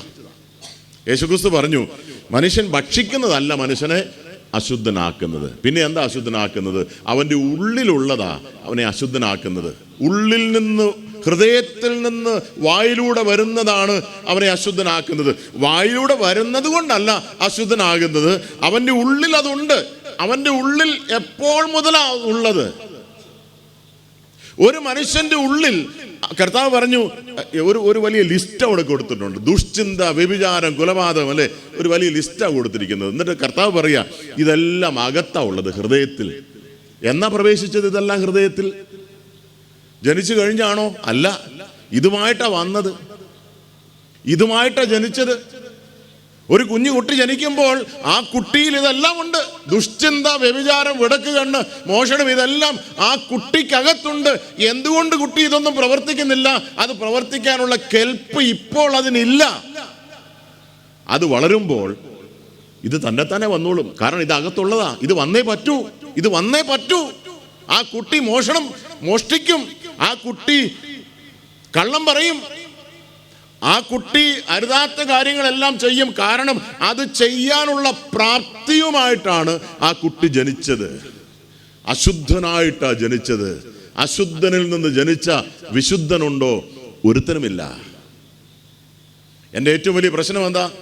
എൻ്റെ ഏറ്റവും വലിയ പ്രശ്നം, മനുഷ്യൻ്റെ ഏറ്റവും വലിയ പ്രശ്നം, ഞാൻ അശുദ്ധനിൽ നിന്ന് ജനിച്ച അശുദ്ധനാണ്. അതിൻ്റെ മറ്റൊരർത്ഥമുണ്ട്. അശുദ്ധനിൽ നിന്ന് ജനിച്ച അശുദ്ധൻ എന്ന് പറഞ്ഞാൽ, അശുദ്ധനിൽ നിന്ന് ജനിച്ച വിശുദ്ധനുണ്ടോ എന്ന് ഇയ്യോബ് ചോദിക്കുമ്പോൾ അതിൻ്റെ മറ്റൊരാശയം കൂടിയുണ്ട്. മറ്റൊരാശയം എന്താണെന്ന് ചോദിച്ചാൽ, ഒരു അശുദ്ധനിൽ നിന്ന് പുറപ്പെടുന്ന പ്രവൃത്തി എല്ലാം അശുദ്ധമായിരിക്കും. അശുദ്ധൻ എങ്ങനെ വിശുദ്ധമായത് ചെയ്യാൻ സാധിക്കും? നമ്മൾ ചിലപ്പോൾ ആളുകൾ പറയും, സ്വർഗത്തിൽ ആര് പോകും? അല്ലേ? ചിലപ്പം ആരോടെങ്കിലും ചോദിച്ചാൽ, വെളിയിലിറങ്ങി ആരോടെങ്കിലും ചോദിക്കുക, സഹോദര, സ്നേഹിത, ആരാ സ്വർഗത്തിൽ പോകുന്നത്? സാധാരണ നാം കേൾക്കുന്ന ഒരു ഉത്തരം, അത് ഏത് മതക്കാരനാണെങ്കിലും ഏത് രാജ്യക്കാരനാണെങ്കിലും സാധാരണ നാം കേൾക്കുന്ന ഒരു ഉത്തരം, നന്മ പ്രവർത്തിക്കുന്നവൻ സ്വർഗത്തിൽ പോകും. അല്ലേ? പുണ്യപ്രവൃത്തി ചെയ്താൽ സ്വർഗത്തിൽ പോകും. ഇത് ആര് പറഞ്ഞതാ? ദൈവം പറഞ്ഞതല്ല. ഇത് സാത്താൻ മനുഷ്യന്റെ മനസ്സിലേക്ക് പാകിക്കൊടുത്ത ഒരു അസത്യത്തിന്റെ വിത്താണത്. എന്നിട്ട് മനുഷ്യൻ ശ്രമിക്കുകയാ എന്ത് ചെയ്യാൻ? പുണ്യം ചെയ്യാൻ, നീതി പ്രവൃത്തി ചെയ്യാൻ മനുഷ്യൻ ശ്രമിക്കുക. പക്ഷെ പരമാർത്ഥം എന്തുവാ? പരമാർത്ഥം അശുദ്ധന് എങ്ങനെ നീതി പ്രവൃത്തി ചെയ്യാൻ സാധിക്കും? അവൻ അശുദ്ധനാ. അവന്റെ ഉള്ളിൽ നിന്ന് വരുന്ന ഹല്ലേലൂയ പോലും അശുദ്ധമാ. ഹല്ലേലൂയ അശുദ്ധമായതുകൊണ്ടല്ല, പറയുന്നവൻ അശുദ്ധനാ. അതാ പ്രശ്നം. അവൻ പ്രൈസ്തലോട് പറഞ്ഞാലും അതും അശുദ്ധമാ. പ്രൈസ്തലോട് എന്നുള്ളത് നല്ലൊരു വാക്കാണ്, അതിലല്ല പ്രശ്നം. പറയുന്നവൻ അശുദ്ധനാ. പറയുന്നവൻ അശുദ്ധനാണെങ്കിൽ അവൻ പറയുന്നതെല്ലാം അശുദ്ധമാ. ഒരു അശുദ്ധനിൽ നിന്ന് വിശുദ്ധമായത് ജനിക്കില്ല. നമുക്കിത് ഉൾക്കൊള്ളാൻ വലിയ ബുദ്ധിമുട്ടാ. പക്ഷെ പരമാർത്ഥം ഇതാ. അശുദ്ധനിൽ നിന്ന് ജനിച്ച വിശുദ്ധനുണ്ടോ? ഒരുത്തനുമില്ല. അശുദ്ധനിൽ നിന്ന് ഉണ്ടാകുന്ന വിശുദ്ധ പ്രവൃത്തി ഉണ്ടോ? ഒന്നുമില്ല. അതാ സത്യം. ഒരു അശുദ്ധമായ കിണറിൽ നിന്ന്, കയ്പുള്ള ഉറവിൽ നിന്ന് കയ്പ് മാത്രമേ വരൂ. ഞാൻ അങ്ങനെയാ ജനിച്ചത്. ആർക്കെങ്കിലും തോന്നുക ഞാൻ കുറെയൊക്കെ പ്രവർത്തിച്ച് പ്രയത്നിച്ച് ശുദ്ധനാകാം എന്ന് വിചാരിച്ചാൽ സാധ്യമല്ല. അശുദ്ധൻ എത്ര ശ്രമിച്ചാലും ശുദ്ധനാകില്ല. ഒരു അശുദ്ധന് മറ്റൊരുത്തനെ ശുദ്ധനാക്കാൻ സാധ്യമല്ല. അശുദ്ധനിൽ നിന്ന് ജനിച്ച വിശുദ്ധനുണ്ടോ എന്ന് ചോദിച്ചാൽ അതിനകത്ത് ഇതെല്ലാം ഉൾപ്പെടും. ഒരു അശുദ്ധന് എത്ര ശ്രമിച്ചാലും ശുദ്ധനാകാൻ സാധ്യമല്ല. ഒരു അശുദ്ധന് മറ്റൊരുത്തനെ ശുദ്ധനാക്കാൻ സാധ്യമല്ല. നമ്മുടെ കാതലായ പ്രശ്നമാണ്. ഞാൻ അതുകൊണ്ട് ആദ്യം ഓർപ്പിച്ചതുപോലെ വിശ്വാസികളായ മാതാപിതാക്കൾ പോലും ഈ കാര്യത്തിൽ എത്രയോ ചിന്താകുലരായിരിക്കണം. എൻ്റെ മക്കൾ കാര്യമൊക്കെ ശരിയാ, മറ്റുള്ള കുഞ്ഞുങ്ങളെ പോലെ പാപങ്ങളൊന്നും അവർ ചെയ്യുന്നവരായിരിക്കില്ല. കാരണം അവർക്കതിനുള്ള സാവകാശമില്ല, അവർക്കതിനുള്ള അവസരങ്ങളില്ല. അവർ കുറച്ചുകൂടെയൊക്കെ എന്താ പറയുന്നത്, ചിട്ടപ്രകാരം അച്ചടക്കത്തോടുകൂടിയൊക്കെ വളർത്തപ്പെടുന്നത് കൊണ്ട് മറ്റുള്ള കുഞ്ഞുങ്ങൾ ചെയ്യുന്ന പാപങ്ങൾ ചെയ്യാനുള്ള അവസരങ്ങൾ നമ്മുടെ മക്കൾക്ക് ഒരുപക്ഷെ ഉണ്ടായിരിക്കുകയില്ല എന്ന് പറഞ്ഞ് അവർ ശരിയാണെന്ന് നാം വിധി എഴുതരുത്. ശരിയായിരിക്കാം, മറ്റുള്ള കുട്ടികൾ പറയുന്ന വാക്കുകൾ, ചീത്ത വാക്കുകൾ, മറ്റുള്ള കുട്ടികൾ ചെയ്യുന്ന തെറ്റായിട്ടുള്ള പ്രവൃത്തികൾ അവർ ചെയ്യുന്നില്ലായിരിക്കാം. എന്നാൽ അവർ അശുദ്ധരാണ്. നമുക്കറിയാം, കർത്താവായ യേശുക്രിസ്തു ഈ സുവിശേഷങ്ങൾ നാം വായിക്കുമ്പോൾ അശുദ്ധാത്മാക്കളുള്ള ആളുകളെ കർത്താവ് ശുദ്ധരാക്കി, അല്ലെങ്കിൽ അവരെ കർത്താവ് സൗഖ്യമാക്കി, ശുദ്ധരാക്കി എന്ന് നാം വായിക്കുന്നുണ്ട്. അശുദ്ധാത്മാക്കൾ. ഈ വാസ്തവത്തിൽ ഈ അശുദ്ധാത്മാക്കളുടെ എല്ലാം സ്വഭാവം ഒരുപോലെയല്ല. സുവിശേഷങ്ങൾ വായിച്ചാൽ അത് മനസ്സിലാകും. ചില അശുദ്ധാത്മാക്കൾ മൂകരാ. അങ്ങനെ വായിച്ചിട്ടില്ലേ? മൂകനും കുരുടനും അല്ലെങ്കിൽ ചെകിടനും ആയ ഒരാത്മാവ്, അത് ആത്മാവിൻ്റെ സ്വഭാവമാണ്. ആ ആത്മാവ് ഒന്നും പറയില്ല, ആത്മാവ് ഒന്നും കേൾക്കത്തുമില്ല. വേറൊരു ആത്മാവിനെ കുറിച്ച് വായിക്കുന്നുണ്ട്. ഒരു ദുരാത്മാവ് ബാധിച്ച ഒരു സ്ത്രീ 18 വർഷം കൂനിയായ സ്ത്രീ, അത് വേറൊരു ആത്മാവാണ്. പിന്നെ വേറൊരു ആത്മാവുണ്ട്, കർത്താവിനെ കണ്ടപ്പോൾ കിടന്ന് നിലവിളിക്കാൻ തുടങ്ങി, അത് വേറൊരു സ്വഭാവമാണ്. എന്ന് പറഞ്ഞാൽ എന്താ നാം മനസ്സിലാക്കേണ്ടത്? ഈ അശുദ്ധരുടെ എല്ലാം സ്വഭാവം ഒരുപോലെയല്ല. ചില അശുദ്ധർ ശാന്തരായിരിക്കാം, അങ്ങനെയല്ലേ? ചില പാപികൾ അങ്ങനെയല്ലേ? ശാന്തരാ, വളരെ ശാന്തരാ. മൂകനാ, ഒന്നും പറയത്തില്ല. ചെകിടനാ, ഒന്നും കേൾക്കത്തുമില്ല. ചിലരങ്ങനെയാ. പക്ഷെ അങ്ങനെയാ, പാപത്തിന്റെ സ്വഭാവം അങ്ങനെയാ. ഒന്നും പറയാത്തവനായതുകൊണ്ട് അശുദ്ധനല്ലെന്ന് വരുമോ? ഇല്ല. ഈ അവിടെ കർത്താവ് ഒരു ദൈവാലയത്തിൽ, കർത്താവ് ഒരു ആരാധനാ സ്ഥലത്ത് ചെന്നു. അവിടെ ഒരു അശുദ്ധാത്മാവ് ബാധിച്ച ഒരു മനുഷ്യനുണ്ടായിരുന്നു. അദ്ദേഹം നിലവിളിച്ചു, അല്ലേ? പിന്നെ ഗരസേനയുടെ ദേശത്ത് കർത്താവ് എത്തി. അവിടെ ലഗ്യോൻ ബാധിച്ച ഒരു മനുഷ്യനുണ്ടായിരുന്നു. അവന്റെ വേറൊരു സ്വഭാവമാണ്. അതൊക്കെ നമുക്ക് എക്സ്ട്രീമാന്ന് പറയാം. പക്ഷെ ഇതെല്ലാം അശുദ്ധാത്മാവ് ബാധിച്ചവരാ. ഞാൻ പറയാൻ ആഗ്രഹിച്ചത്, നമ്മുടെ മക്കൾ ശാന്തരായതുകൊണ്ട് അവർ വിശുദ്ധരാണെന്ന് വരുന്നില്ല. ഒരു മനുഷ്യൻ ശാന്തനായിട്ട് ജീവിക്കുന്നത് കൊണ്ട് അവൻ വിശുദ്ധനാണെന്ന് വരുന്നില്ല. ചിലപ്പോൾ ചിലരുടെ സ്വഭാവം അങ്ങനെയാണ്, ശാന്തമായ പ്രകൃതമാ. ബീഡി വലിക്കാത്തവർ, കള്ളു കുടിക്കാത്തവർ, മദ്യപാനം ചെയ്യാത്തവർ, മോഷ്ടിക്കാത്തവർ, 5 പൈസ കൈക്കൂലി വാങ്ങിക്കാത്തവർ, അവരങ്ങനെയൊക്കെ ചെയ്യുന്നത് അവരുടെ പ്രകൃതം അങ്ങനെ ആയതുകൊണ്ടാ, അല്ലാതെ അവർ വിശുദ്ധരായതുകൊണ്ടല്ല. തെറ്റിദ്ധരിക്കാൻ പാടില്ല. മനുഷ്യൻ ജനിച്ചത് അശുദ്ധനായിട്ടാണ്. ചിലർ ആ അശുദ്ധി വ്യക്തമായി പ്രകടമാക്കുന്നു, മറ്റു ചിലർ, കർത്താവ് പറഞ്ഞില്ലേ, പരീശന്മാരെ കുറിച്ചും ഈ ശാസ്ത്രിമാരെ കുറിച്ചും കർത്താവ് പറഞ്ഞു, നിങ്ങൾക്ക് അയ്യോ കഷ്ടം. അതായത് മത്തായി 23-ാം അധ്യായത്തിൽ യേശുക്രിസ്തു പറഞ്ഞു, നിങ്ങൾ വെള്ള തേച്ച ശവക്കല്ലറുകൾ പോലെയാകുന്നു, അകത്തെന്താ വെളിയിലെന്താ. അങ്ങനെയാ ചിലര്. അകത്ത് സകല അശുദ്ധിയും നിറഞ്ഞിരിക്കുന്നു, വെളിയിലോ? വെളിയിൽ കാണുമ്പോൾ വളരെ ഡീസന്റാ, യോഗ്യന്മാരാ, ഭക്തരാ. വെള്ള തേച്ച ശവക്കല്ലറകൾ. അശുദ്ധി എല്ലാവരിലും ഒരുപോലെ വെളിപ്പെടണമെന്ന് നിർബന്ധമില്ല. ചിലർ പരസ്യമായിട്ട് അശുദ്ധിയിൽ ജീവിക്കുന്നു, മറ്റു ചിലർ രഹസ്യത്തിൽ അശുദ്ധിയിൽ ജീവിക്കുന്നു. പക്ഷേ മനുഷ്യൻ അടിസ്ഥാനപരമായി അശുദ്ധനാണ്. ചിലർക്ക് അശുദ്ധി അകത്ത് വെച്ചിട്ട് വെളിയിൽ വിശുദ്ധരായി ജീവിക്കാനുള്ള എന്താ പറയുന്നത്, അതിനൊരു കഴിവ്, പ്രത്യേക കഴിവാ. പരീശന്മാരെ പോലെ അതൊരു പ്രത്യേക കഴിവാ, അല്ലെ?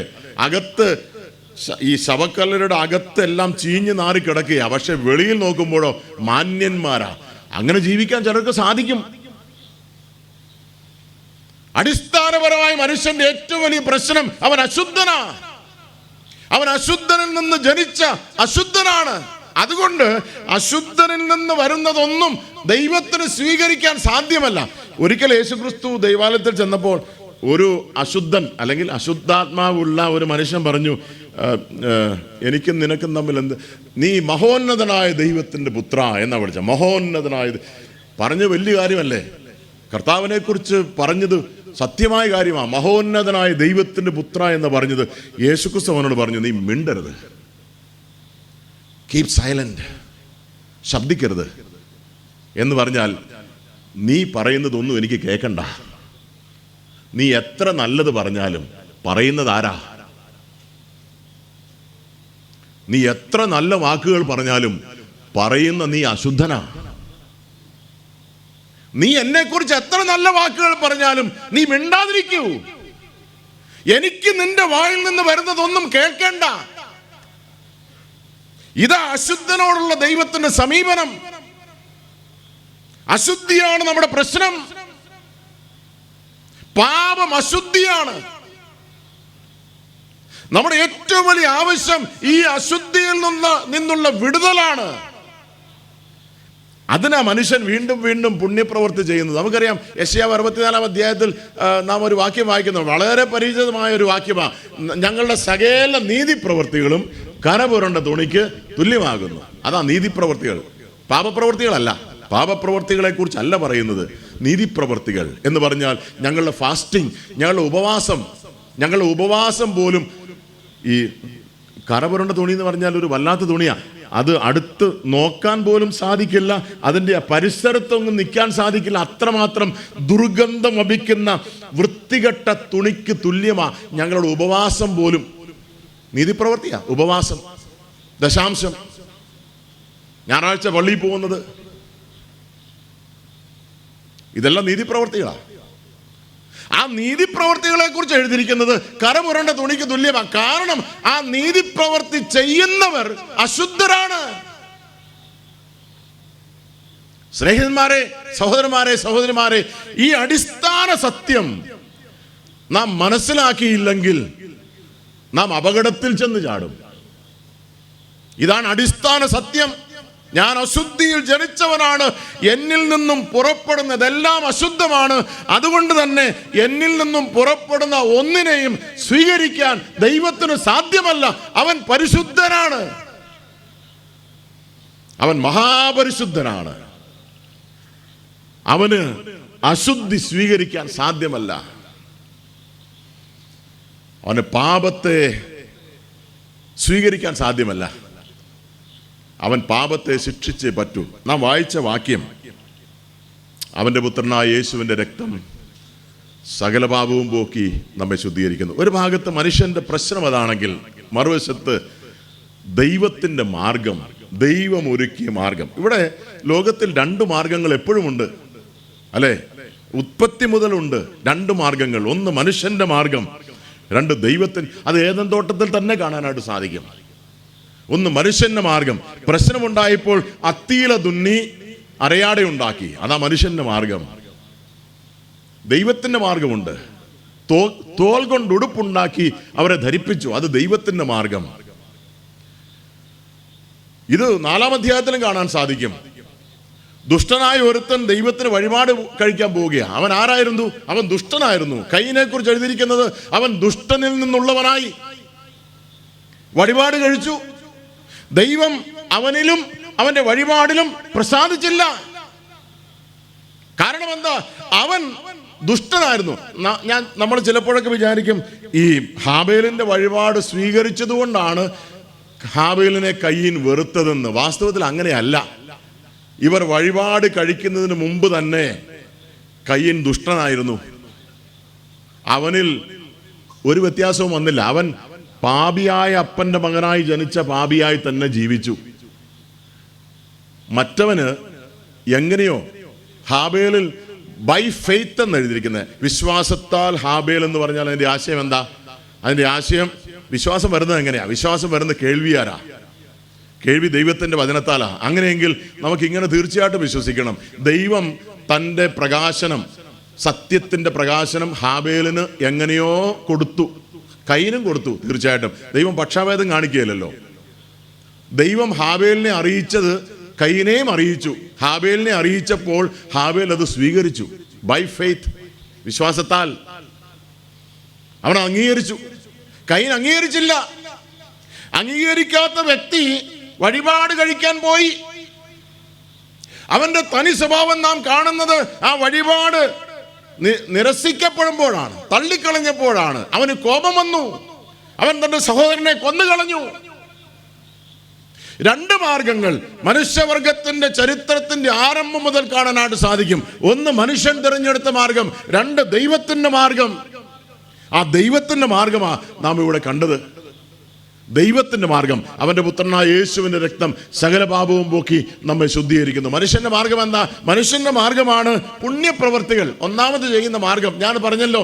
ഇത് വാസ്തവത്തിൽ സാത്താൻ ഏത് രാജ്യത്ത് ചെന്നാലും സാധാരണക്കാരനായ ഒരു മനുഷ്യനോട് ചോദിച്ചാൽ ആ മനുഷ്യൻ പറയും, സ്വർഗത്തിൽ പോകണമെങ്കിൽ നന്മ ചെയ്യണമെന്ന് പറയും. സാത്താൻ ലോകമെമ്പാടും ആളുകളെ കബളിപ്പിച്ച ഒരു കള്ളവിത്താണിത്. നീ നല്ലത് ചെയ്താൽ നിനക്ക് സ്വർഗത്തിൽ പോകാം. അതുകൊണ്ടാണ് ചെയ്യുന്നത്. തലമൊട്ടയടിക്കുന്നു, നഗ്നപാതരായി മൈലുകൾ സഞ്ചരിക്കുന്നു, ആയിരക്കണക്കിന് അഗതികൾക്ക് ആഹാരം കൊടുക്കുന്നു. അത് നല്ലത് തന്നെ, അതിനൊന്നും നാം എതിരല്ല. പക്ഷേ അതൊക്കെ അശുദ്ധൻ ചെയ്യുന്ന അശുദ്ധ പ്രവൃത്തികളാണ്. ദൈവത്തിന് സ്വീകരിക്കാൻ പറ്റില്ലത്. അശുദ്ധൻ ചെയ്യുന്ന അശുദ്ധ പ്രവൃത്തികൾ. നമ്മൾ സാധാരണ പറയുന്ന ഒരു ഉദാഹരണമുണ്ടല്ലോ, നമ്മളെല്ലാവരും കേട്ടിട്ടുള്ളതാ. ഒരു കുഷ്ഠരോഗിയുടെ കയ്യിൽ ഒരു നല്ല ലഡ്ഡു കൊണ്ടുവന്ന് നമ്മുടെ മുമ്പിൽ വെച്ചാൽ നമുക്കത് സ്വീകരിക്കാൻ സാധ്യമല്ല. കാരണം ലഡ്ഡു അഴുക്കായതുകൊണ്ടല്ല, അത് ആരുടെ കയ്യിലാണോ, ഏത് കയ്യിലാണോ ഇരിക്കുന്നത് അത് അശുദ്ധമാണ്. നാം ചെയ്യുന്ന ഏറ്റവും നല്ല ദൈവത്തിന് വേണ്ടി ചെയ്യുന്ന സേവ പോലും അശുദ്ധമാണ്. അതാണ് മനുഷ്യന്റെ കാതലായ പ്രശ്നം. മനുഷ്യന്റെ കാതലായ പ്രശ്നം അതാണെങ്കിൽ മനുഷ്യന് ഏറ്റവും ഒന്നാമത്തെ ആവശ്യം ഈ അശുദ്ധിയിൽ നിന്നുള്ള വിടുതലാണ്. അത് ദൈവം ഒരുക്കിയത് എങ്ങനെയാണെന്നാണ് നാം വായിച്ചത്. ആ വാക്യത്തിലേക്ക് ഒരു പ്രാവശ്യം കൂടെ മടങ്ങി വരുവാൻ ഞാൻ ആഗ്രഹിക്കുന്നു. 1 യോഹന്നാൻ 1-ാം അധ്യായത്തിൻ്റെ 7-ാം വാക്യത്തിൽ നാം വായിച്ചത്, അവൻ്റെ പുത്രനായ യേശുവിൻ്റെ രക്തം സകല പാപവും പോക്കി നമ്മെ ശുദ്ധീകരിക്കുന്നു. 2-3 കാര്യങ്ങൾ ഈ വാക്യത്തെക്കുറിച്ച് ഒന്ന് സൂചിപ്പിച്ച് എത്രയും പെട്ടെന്ന് ഞാൻ എൻ്റെ വാക്കുകൾ അവസാനിപ്പിക്കാം എന്ന് ആഗ്രഹിക്കുന്നു. ഈ വാക്യത്തിൽ നിന്ന് മനസ്സിലാക്കേണ്ട ഒന്നാമത്തെ കാര്യം, യേശുവിൻ്റെ രക്തം മാത്രം എന്ന് പറഞ്ഞാൽ അവൻ്റെ പുത്രനായ യേശുവിൻ്റെ രക്തവും പിന്നെ ഇതും അങ്ങനെ പറഞ്ഞിട്ടില്ല. അവൻ്റെ പുത്രനായ യേശുവിൻ്റെ രക്തവും പിന്നെ നിങ്ങളുടെ നല്ല പ്രവർത്തികളും അങ്ങനെ പറഞ്ഞിട്ടില്ല. അവൻ്റെ പുത്രനായ യേശുവിൻ്റെ രക്തം മാത്രം, അത് മാത്രം, അതിനോടൊന്നും കൂട്ടരുത്. കാരണം അത് പെർഫെക്റ്റാണ്, അത് പൂർണ്ണമാണ്. അതിനോട് ആർക്കും ഒന്നും കൂട്ടുവാൻ സാധ്യമല്ല, ശ്രമിക്കാൻ പാടില്ല. പാപക്കടം തീർക്കുവാൻ യേശുവിൻ്റെ രക്തം മാത്രം, അവൻ്റെ പുത്രനായ യേശുവിൻ്റെ രക്തം മാത്രം സകല പാപവും പോക്കി നമ്മെ ശുദ്ധീകരിക്കുന്നു. ഈ ബിന്ദുവിലേക്ക് നാം വരണം. ഈ ബിന്ദുവിലേക്ക് വരുമ്പോഴാണ് പാപപ്രശ്നത്തിന് പരിഹാരത്തിന് വേണ്ടി നാം ചെയ്യുന്ന എല്ലാ പ്രയത്നങ്ങളും 2 കരങ്ങളും ഉയർത്തി നാം അവസാനിപ്പിക്കുന്നത്. ഏത് ബിന്ദുവിലേക്ക് വരണം? ഈ ബിന്ദുവിലേക്ക് വരണം. പാപക്കടം തീർക്കുവാൻ യേശുവിൻ്റെ രക്തം മാത്രം. അങ്ങനെ വേദവസം പറയുന്നത്. അതിനോടൊന്നും കൂട്ടാൻ പാടില്ല, അതിനോടൊന്നും ചേരുകയില്ല. യേശുവിൻ്റെ രക്തം മാത്രം എന്ന് പറഞ്ഞാൽ ആരെങ്കിലും ശുദ്ധീകരിക്കപ്പെടുന്നുണ്ടെങ്കിൽ അത് അവരുടെ ഏതെങ്കിലും യോഗ്യതയുടെ അടിസ്ഥാനത്തിലല്ല, അത് യേശുവിൻ്റെ രക്തത്തിൻ്റെ യോഗ്യതയുടെ അടിസ്ഥാനത്തിൽ മാത്രമാണ്. അവൻ്റെ രക്തം, അവൻ്റെ പുത്രനായ യേശുവിൻ്റെ രക്തം സകല പാപവും പോക്കി നമ്മെ ശുദ്ധീകരിക്കുന്നു. ശുദ്ധീകരിക്കാനുള്ള പ്രാപ്തി, ശുദ്ധീകരിക്കാനുള്ള കഴിവ് യേശുവിൻ്റെ രക്തത്തിന് മാത്രമേ ഉള്ളൂ. അതുകൊണ്ടല്ലേ ദൈവരൂപത്തിലിരുന്നവൻ ദൈവത്തോടുള്ള സമത്വം മുറുകെ പിടിച്ചുകൊള്ളണം എന്ന് വിചാരിക്കാതെ ദാസരൂപം എടുത്തു, അല്ലേ? അവൻ എടുത്തു, ദൈവരൂപം എടുത്തു എന്നല്ല എഴുതിയിരിക്കുന്നത്. ദൈവരൂപം എടുത്തു എന്നല്ല എഴുതിയിരിക്കുന്നത്. ദൈവരൂപത്തിൽ ഇരിക്കെ, അതെടുത്തതല്ല. അവൻ അങ്ങനെയാ, അവൻ നിത്യദൈവമാ. എന്നാൽ അവൻ മനുഷ്യരൂപം എടുത്തു. മനുഷ്യരൂപം എടുക്കേണ്ടി വന്നു. എന്തിനു വേണ്ടിയാ? രക്തം ചൊരിയാൻ. രക്തം ചൊരിയണമെങ്കിൽ മനുഷ്യരൂപം എടുത്തേ പറ്റൂ. രക്തം ചൊരിയണമെങ്കിൽ ദൈവദൂതന്മാരുടെ വേഷം എടുത്താൽ പറ്റുകയില്ല.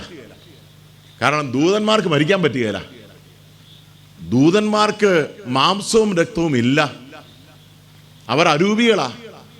അവർക്ക് വേണമെങ്കിൽ രൂപം എടുക്കാം, പക്ഷെ അവർ അരൂപികളാ, അവർ ആത്മാക്കളാ.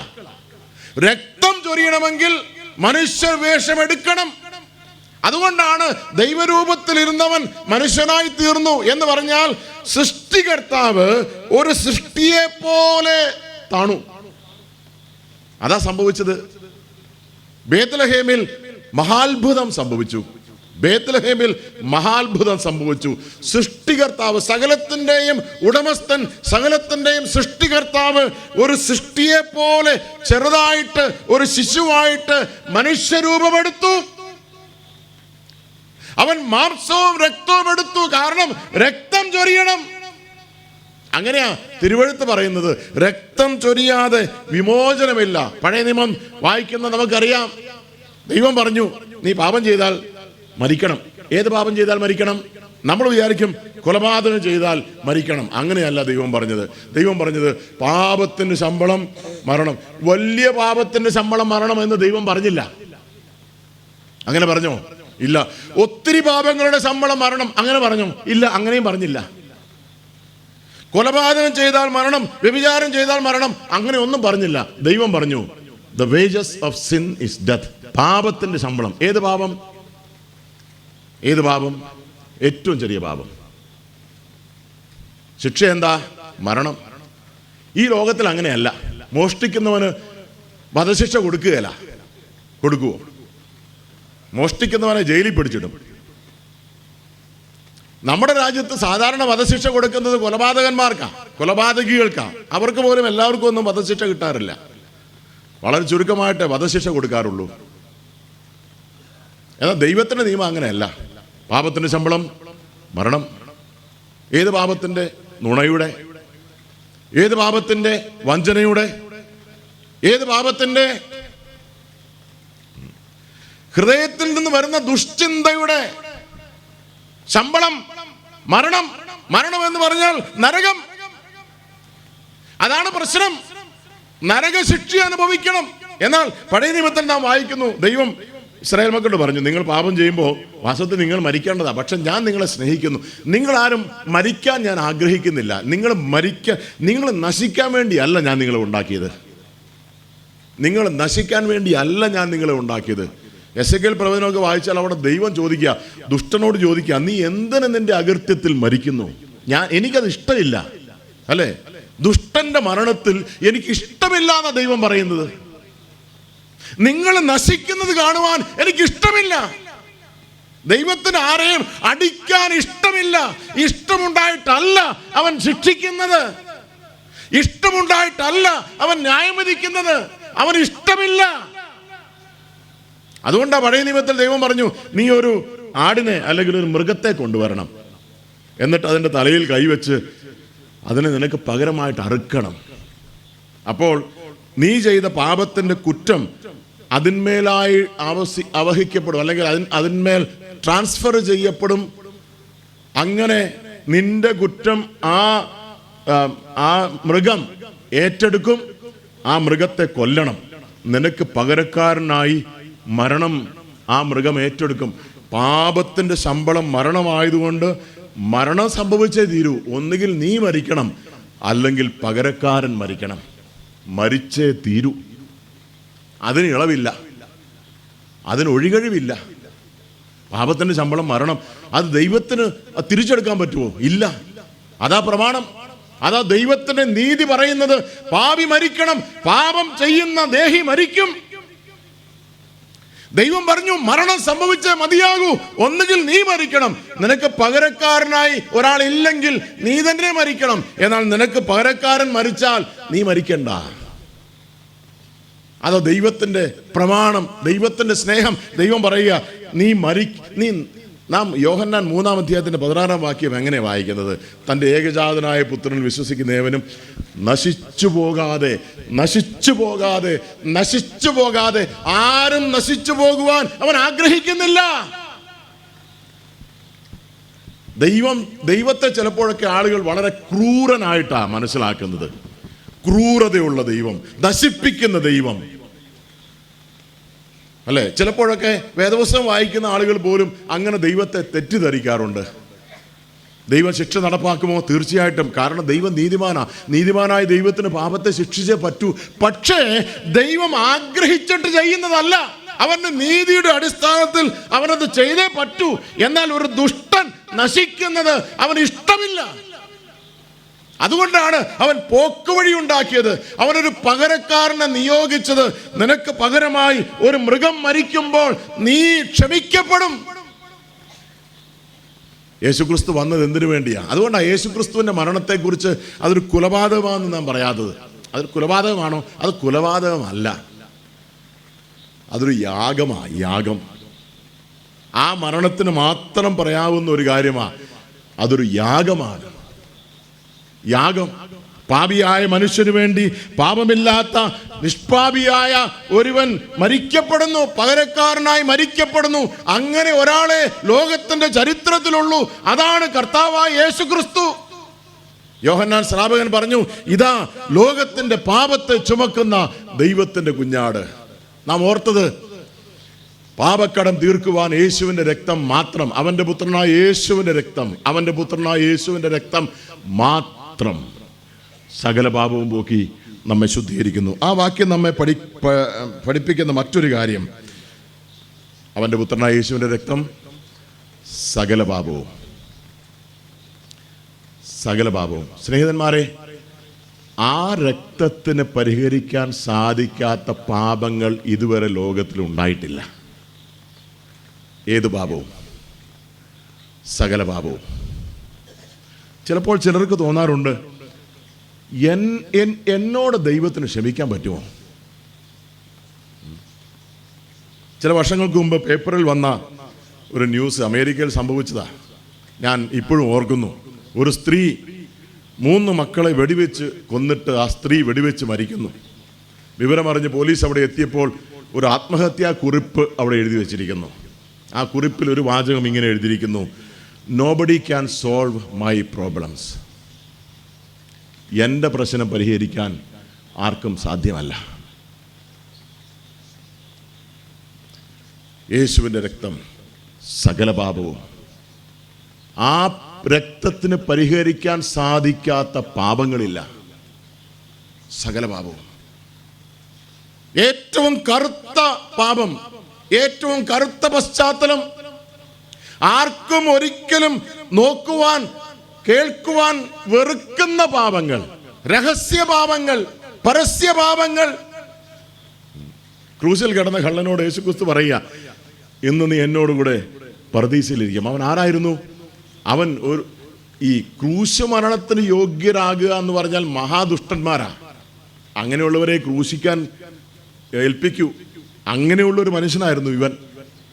ജീവിതം മുഴുവൻ കുറ്റം പാപം മാത്രം ചെയ്ത് ജീവിതം മുഴുവൻ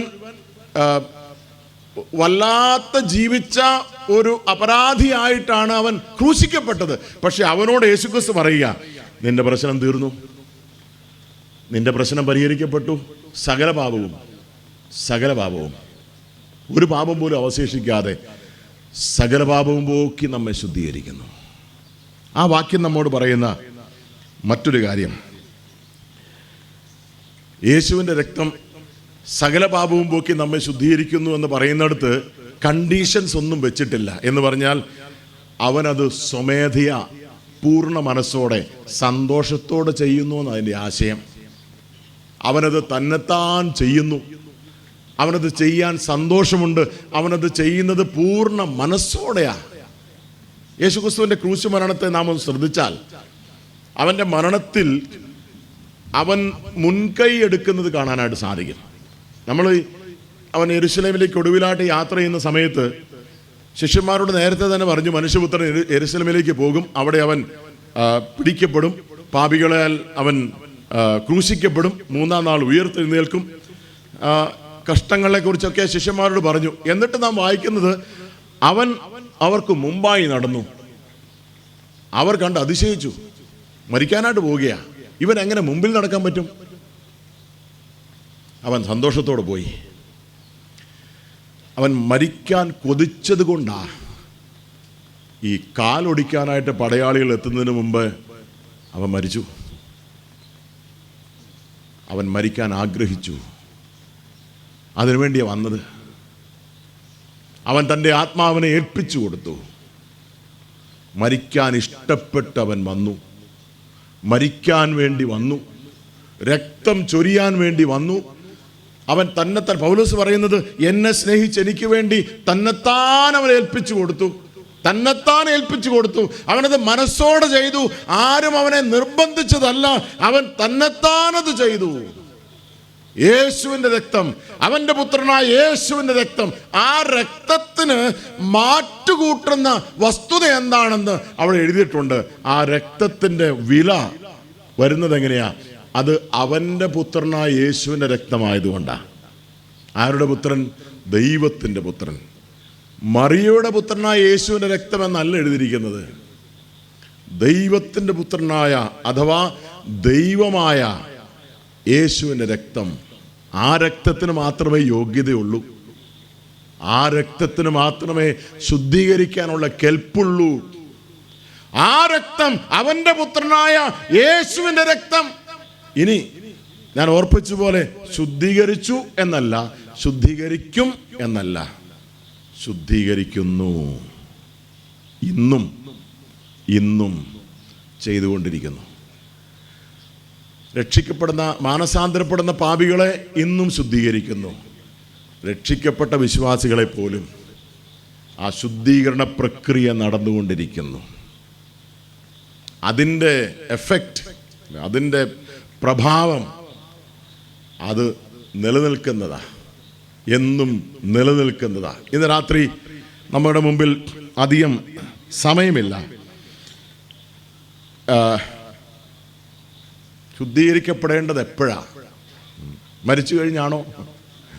അവൻ്റെ പുത്രനായ യേശുവിൻ്റെ രക്തം സകല പാപവും പോക്കി നമ്മെ ശുദ്ധീകരിക്കുന്നു. ശുദ്ധീകരിക്കപ്പെടേണ്ടത് എപ്പോഴാ?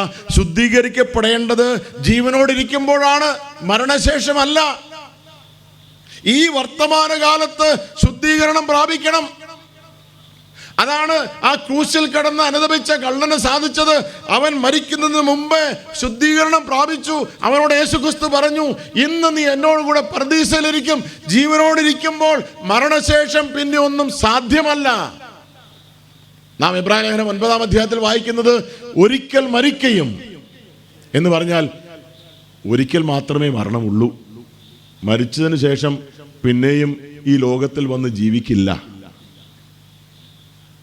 മരണം ഒരിക്കലേ ഉള്ളൂ. പിന്നെ ഒരവസരം ഇല്ല.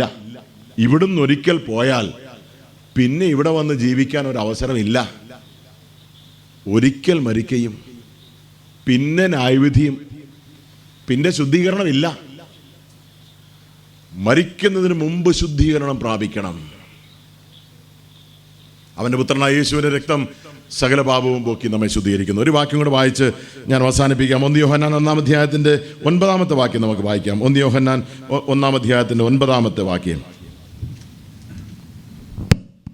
നമ്മുടെ പാപങ്ങളെ ഏറ്റുപറയുന്നുവെങ്കിൽ അവൻ നമ്മോട് പാപങ്ങളെ ക്ഷമിച്ച് സകല അനീതിയും പോക്കി നമ്മെ ശുദ്ധീകരിക്കും. അവൻ നമ്മെ ശുദ്ധീകരിക്കും. ആരെ ശുദ്ധീകരിക്കും? യേശുവിൻ്റെ രക്തം സകല പാപവും പോക്കി നമ്മെ ശുദ്ധീകരിക്കുന്നു. പക്ഷെ ആരെ ശുദ്ധീകരിക്കുന്നു?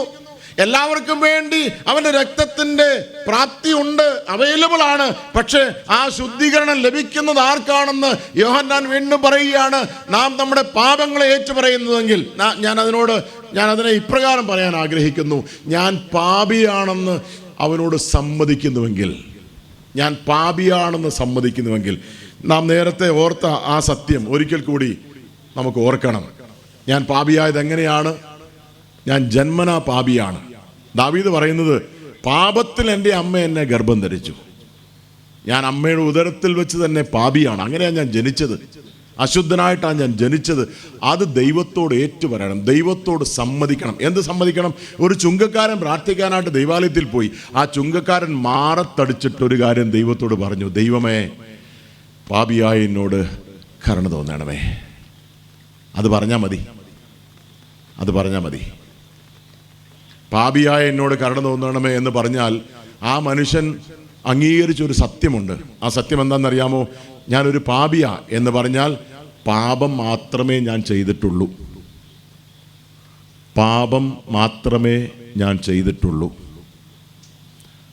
അതാ ദൈവത്തോട് പറയേണ്ടത്. ഞാൻ ഇത്ര പ്രാവശ്യം പിന്നെ ചീത്ത പറഞ്ഞു, ഇത്ര പ്രാവശ്യം കള്ളം പറഞ്ഞു, അതൊന്നും പറയണ്ട. നമ്മൾ ചെയ്തതെല്ലാം പാപമാണ്. പാപിയാണെന്ന് പറഞ്ഞാൽ അതിൻ്റെ ആശയം അതാ.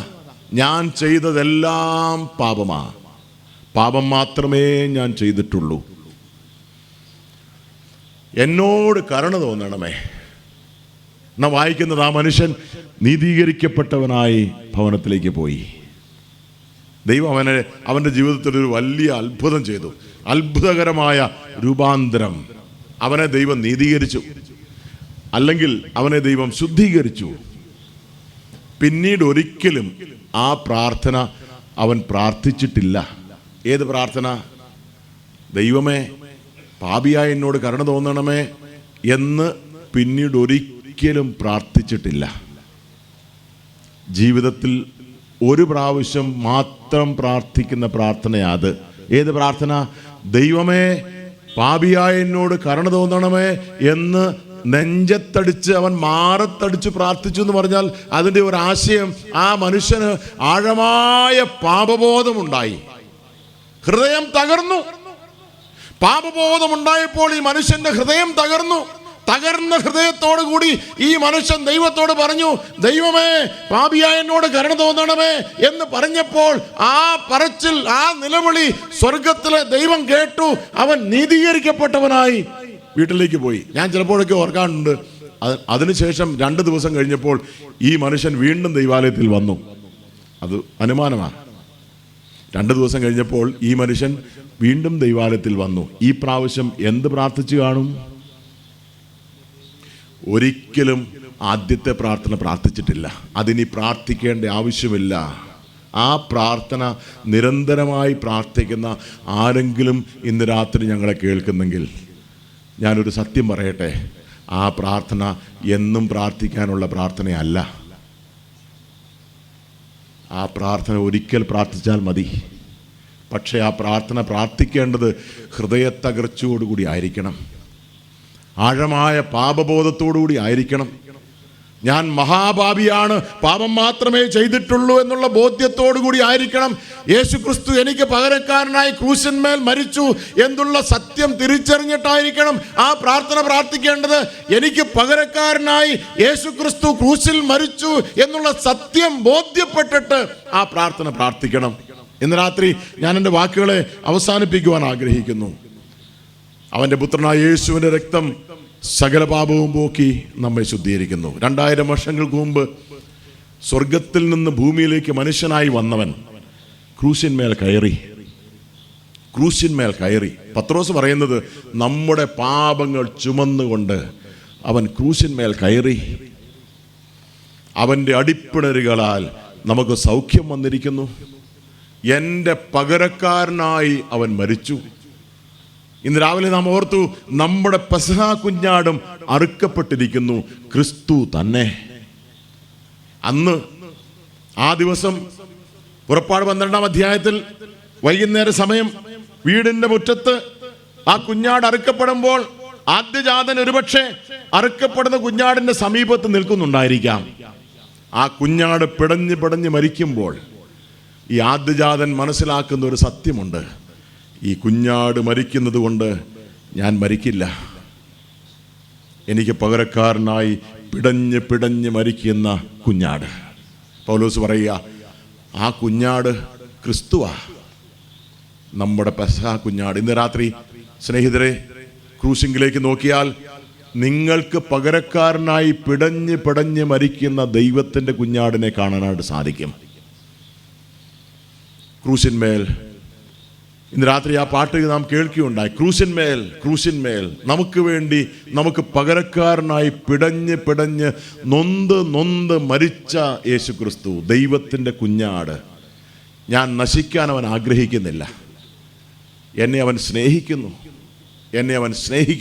എന്നെ സ്നേഹിച്ച് എനിക്ക് വേണ്ടി തന്നെത്താൻ ഏൽപ്പിച്ചു കൊടുത്ത ദൈവത്തിൻ്റെ പുത്രൻ. അവൻ എന്നെ സ്നേഹിച്ചു, ഒരു കാരണവും കൂടാതെ എന്നെ സ്നേഹിച്ചു. ഞാൻ നശിക്കാൻ അവൻ ആഗ്രഹിച്ചില്ല. ആരും നശിച്ചു പോകാതെ എല്ലാവരും നിത്യജീവൻ പ്രാപിക്കേണ്ടതിന് ദൈവം അവനെ നൽകുവാൻ തക്കവണ്ണം ലോകത്തെ സ്നേഹിച്ചു. അതാ സുവിശേഷം. ഇന്ന് രാത്രി ഇവിടെ ഇരിക്കുന്ന ആരും, നമ്മുടെ ശബ്ദം കേൾക്കുന്ന ആരും നശിച്ചു പോകുവാൻ അവൻ ആഗ്രഹിക്കുന്നില്ല. അവൻ ഒരു മനുഷ്യനെ നരകത്തിലേക്ക് തള്ളിയിടുന്നത് മനസ്സോടെ അല്ല. അത് ദൈവത്തിൻ്റെ, ഒരു മനുഷ്യൻ നരകത്തിൽ കിടന്ന് പുളയുന്നത് കാണാൻ ദൈവത്തിന് ഒരു ആനന്ദവുമില്ല. ഒരു ദുഷ്ടൻ മരിക്കുന്നത് കാണാൻ ദൈവത്തിന് ആനന്ദമില്ല.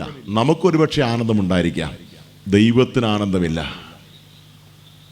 ദുഷ്ടൻ്റെ മരണത്തിൽ എനിക്ക് പ്രസാദമില്ല. ദുഷ്ടൻ മരിക്കുന്നത് പോലും അവന് ഇഷ്ടമില്ല. ഇന്ന് രാത്രി പ്രിയ സ്നേഹിതന്മാരെ, നാം ആരും നശിക്കരുത് എന്നവൻ ആഗ്രഹിക്കുന്നു. അതുകൊണ്ടാണ് ക്രൂശിന്മേൽ അവൻ പ്രതിവിധി ഒരുക്കിയത്. സ്വർഗത്തിൽ നിന്ന് ഭൂമിയിലേക്ക് വന്ന് അവൻ ആ ക്രൂശിന്മേൽ കയറി, കാൽവറിയിൽ കയറി, നമുക്ക് പകരക്കാരനായി അവൻ മരിച്ചു. നമ്മുടെ പാപങ്ങളെല്ലാം അവനേറ്റു. യഹോവ നമ്മുടെ എല്ലാവരുടെയും അകൃത്യം അവൻ്റെ മേൽ ചുമത്തി എന്ന് നാം വായിക്കുന്നുണ്ട്. എൻ്റെ പാപങ്ങൾ അത് നിത്യതയോളം എന്നെ ദണ്ഡിപ്പിക്കേണ്ട പാപങ്ങളായിരുന്നു, അല്ലെ? നിത്യ നരകമെന്നാണ് വായിക്കുന്നത്. ഒരു മനുഷ്യൻ്റെ പാപം ആ മനുഷ്യനെ കൊണ്ട് എത്തിക്കുന്നത് നിത്യദണ്ഡനത്തിലാണ്. എന്ന് പറഞ്ഞാൽ ഒരിക്കലും തീരാത്ത ദണ്ഡനം. 1,00,000 വർഷങ്ങൾ കഴിയുമ്പോൾ നരകത്തിൽ നിന്ന് വിടുതലുണ്ടാകുമോ? ഇല്ല, നിത്യദണ്ഡനം. 10 കോടി വർഷങ്ങൾ കഴിയുമ്പോൾ നരകത്തിൽ നിന്ന് വിടുതലുണ്ടാകുമോ? ഇല്ല, നിത്യ നരകം, നിത്യദണ്ഡനം. അതാ പാപത്തിന്റെ ശമ്പളം. അതാ യേശുക്രിസ്തു അനുഭവിച്ചത് ക്രൂശിൽ. ചില മണിക്കൂറുകൾ സകല ലോകത്തിന്റെയും പാപത്തിന്റെ നിത്യനരകം ക്രൂശിന്മേൽ ചില മണിക്കൂറുകൾ കൊണ്ട് അവൻ അനുഭവിച്ചെങ്കിൽ അതെത്ര കഠിനമായിരുന്നു, എത്ര കഠിനമായിരുന്നു ആ മരണം, ആ വേദന. ഒരു മനുഷ്യന്റെ അല്ല, നമ്മുടെ എല്ലാവരുടെയും അകൃത്യം അവൻ്റെ മേൽ ചുമത്തിയപ്പോൾ അവൻ പിടഞ്ഞ് മരിച്ചു. സ്നേഹിത, ശുദ്ധീകരിക്കാൻ ഒരാൾ തയ്യാറായി നിൽക്കെ എന്തുകൊണ്ട് നാം അശുദ്ധിയിൽ ജീവിക്കണം? അവനോട് പറയാം, അവൻ ഇന്ന് ഇവിടെയുണ്ട്, മരിച്ചിട്ട് അടക്കപ്പെട്ടു. 3-ാം നാൾ രാവിലെ കല്ലറയ്ക്കൽ സ്ത്രീകൾ എത്തുമ്പോൾ കല്ലറ തുറന്നിരിക്കുന്നു. അവിടെ നിന്ന് വിശ്വപ്രസിദ്ധമായ ഒരു പ്രഖ്യാപനം നടന്നു. അതിതാണ്, അവൻ ഇവിടെ ഇല്ല, താൻ പറഞ്ഞതുപോലെ ഉയർത്തെഴുന്നേറ്റിരിക്കുന്നു. സ്തോത്രം. ഇന്ന് രാത്രി നാം ഇരിക്കുന്ന ഇരിപ്പിടത്തിൻ്റെ സമീപത്ത് അവനുണ്ട്. 2-3 പേർ എൻ്റെ നാമത്തിൽ കൂടി വരുന്നിടത്തൊക്കെയും ഞാനുണ്ട്. കർത്താവ് ഇവിടെയുണ്ട്. ഈ കർത്താവിനെ പാപങ്ങൾ ഏറ്റുപറഞ്ഞ് സ്വീകരിക്കാത്ത ആരെങ്കിലും ഇവിടെ ഉണ്ടെങ്കിൽ ഇന്ന് രാത്രി നിങ്ങൾക്കത് മനസ്സിൽ, ഹൃദയത്തിൽ ചെയ്യാം. എവിടെ ഇരിക്കുന്നുവോ നിങ്ങളുടെ സമീപത്ത് അവനുണ്ട്. അവനോട് പറയാം, കർത്താവേ, ഞാനൊരു പാപിയാണ്. ഞാൻ വെളിയിൽ മാന്യനായി ജീവിക്കുന്നുവെങ്കിലും എൻ്റെ അകം അശുദ്ധമാണ്. അശുദ്ധനിൽ നിന്നും ജനിച്ച അശുദ്ധനാണ് ഞാൻ ചെയ്യുന്നതെല്ലാം അശുദ്ധമാണ്. ഞാനത് സമ്മതിക്കുന്നു. നരകം മാത്രമാണ് എൻ്റെ യോഗ്യത. എന്നാൽ എന്നെ നരകത്തിൽ നിന്ന് രക്ഷിക്കാൻ സ്വർഗത്തിൽ നിന്ന് അങ്ങ് ഇങ്ങോട്ട് വന്നു. എനിക്ക് പകരക്കാരനായി ക്രൂശിൽ മരിച്ചു, അടക്കപ്പെട്ടു, ഉയർത്തെഴുന്നേറ്റു. അങ്ങിൽ ഞാൻ വിശ്വസിക്കുന്നു. അങ്ങ് എനിക്ക് വേണ്ടി മരിച്ചു എന്ന് ഞാൻ വിശ്വസിക്കുന്നു. അങ്ങയെ എൻ്റെ ജീവിതത്തിൻ്റെ യജമാനനായി, ഉടമസ്ഥനായി, കർത്താവായി ഞാൻ സ്വീകരിക്കുന്നു എന്ന് ഇന്ന് രാത്രി ആത്മാർത്ഥ ഹൃദയത്തോടെ, തകർക്കപ്പെട്ട ഹൃദയത്തോടെ അവനോട് പറഞ്ഞാൽ ഇന്ന് രാത്രി നിങ്ങൾ നീതീകരിക്കപ്പെട്ടവരായി വീട്ടിലേക്ക് പോകും, ശുദ്ധീകരിക്കപ്പെട്ടവരായി വീട്ടിലേക്ക് പോകും. ഒരു വാക്ക് ഇവിടെ ഇരിക്കുന്ന വിശ്വാസികളായ സഹോദരന്മാരെ, സഹോദരിമാരെ, അവൻ നമ്മെ ശുദ്ധീകരിച്ചത് പാപത്തിൽ ജീവിക്കാൻ വേണ്ടി അല്ല. അവൻ നമ്മെ വിശുദ്ധീകരിച്ചത് വിശുദ്ധിയോടെ ജീവിക്കാൻ വേണ്ടിയാണ്. യോഹന്നാൻ പിന്നെയും മുന്നോട്ട് എഴുതുമ്പോൾ 5-ാം അധ്യായത്തിൽ യോഹന്നാൻ ഒരു വാക്യം ഇങ്ങനെ എഴുതി: ദൈവത്തിൽ നിന്ന് ജനിച്ചവൻ തന്നെത്താൻ സൂക്ഷിക്കുന്നു. സഹോദര, സഹോദരി, തന്നെത്താൻ സൂക്ഷിക്കാനുള്ള ഉത്തരവാദിത്വം നമുക്കുണ്ട്. മുൻകരുതലെടുക്കണം. പാപം ചെയ്യാതിരിക്കാൻ മുൻകരുതലെടുക്കണം. ദൈവത്തിൽ നിന്ന് ജനിച്ചവൻ ആരും പാപം ചെയ്യുന്നില്ല. അവൻ പാപത്തിൻ്റെ അടിമത്വത്തിൽ ജീവിക്കുന്നില്ല. അവൻ പാപം ശീലമാക്കുന്നില്ല എന്നാണ് അതിൻ്റെ അർത്ഥം. ഇന്ന് രാത്രി സഹോദരന്മാരെ, സഹോദരിമാരെ, വിശുദ്ധിയിൽ ജീവിക്കണം. എന്നെ ശുദ്ധനാക്കാൻ അവൻ കൊടുത്തത് പൊന്ന്, വെള്ളി മുതലായ അഴിഞ്ഞു പോകുന്ന വസ്തുക്കളായിരുന്നില്ല. എന്നെ ശുദ്ധീകരിക്കാൻ അവൻ കൊടുത്തത് തൻ്റെ സ്വന്തം രക്തമായിരുന്നെങ്കിൽ ആ രക്തത്തിൻ്റെ മറവിൽ പാപം ചെയ്യാൻ എനിക്കിടയാകരുത്. എനിക്ക് വേണ്ടി പിടഞ്ഞ് മരിച്ചവൻ്റെ രക്തത്തെ ഞാൻ വഞ്ചിക്കരുത്. പാപത്തെ സ്നേഹിപ്പാൻ ഞാനിനി പോകുമോ? ദൈവത്തിൻ പൈതലായി ജീവിക്കും നിശ്ചയം. ദൈവദാസൻ പാടി, പാപത്തെ വെറുത്തു ജീവിപ്പാൻ പാപബോധം എന്നിൽ തരണം. പാപത്തെ വെറുത്ത് ജീവിപ്പാൻ വിശ്വാസികളെ ദൈവം നമ്മെ സഹായിക്കട്ടെ. അവൻ വരുമ്പോൾ ശുദ്ധിയുള്ളവരായി നിർമ്മലരായി കാണപ്പെടുവാൻ ദൈവം നമ്മെ എല്ലാവരെയും സഹായിക്കട്ടെ. ഇന്ന് രാത്രി കടന്നു വന്ന എല്ലാവർക്കും ഒരിക്കൽ കൂടി നന്ദി അറിയിക്കുന്നു. ഈ ചെറിയ ആലോചനയും വാക്കുകളും നമുക്കെല്ലാവർക്കും ഒരുപോലെ പ്രയോജനകരമായിട്ട് തീരട്ടെ എന്ന് പ്രാർത്ഥിച്ചുകൊണ്ട് അവസരം ഒരുക്കിയ രാമമംഗലം സഭയോടുള്ള നന്ദി വീണ്ടും അറിയിച്ചുകൊണ്ട് ഞാൻ എൻ്റെ വാക്കുകൾ അവസാനിപ്പിക്കുന്നു. ദൈവത്തിൻ്റെ നാമം മാത്രം വാഴ്ത്തപ്പെടുമാറാകട്ടെ. ആമേൻ.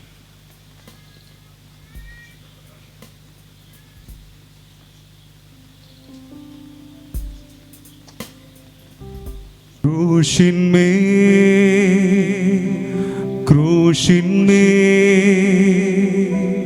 കാണുന്ന ദാരിദ, ക്രൂശിന്മേ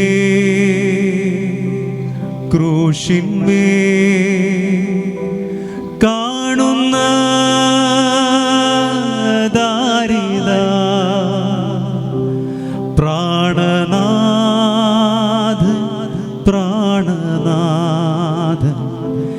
എൻ പേർക്കായി ചാകുന്നു. പ്രാണനാഥൻ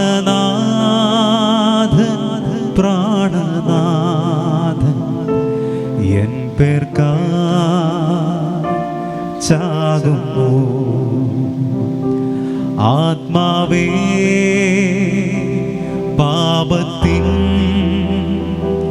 താഴ്ച നീ കാണുക. ആത്മാവേ പാപത്തിൻ താഴ്ച നീ കാണുക. ദൈവത്തിൻ പുത്രനീ ശാപത്തിൽ ആയല്ലോ. ദൈവത്തിൻ പുത്രനീ ശാപത്തിൽ ആയല്ലോ. ഇത്രമാ സ്നേഹത്തെ എത്ര നാൾ തള്ളി ഞാൻ, ഇത്രമാ സ്നേഹത്തെ എത്ര നാൾ തള്ളി ഞാൻ. ഈ മഹാപാപത്തെ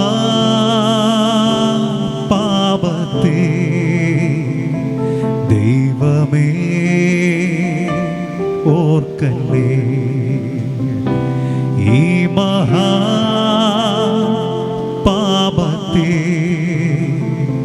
ദൈവമേ ഓർക്കല്ലേ. പാപത്തെ സ്നേഹിപ്പാൻ ഞാനിനി പോകുമോ? പാപത്തെ സ്നേഹിപ്പാൻ ഞാനിനി പോകുമോ? ദൈവത്തിൻ പൈതലായി ജീവിക്കും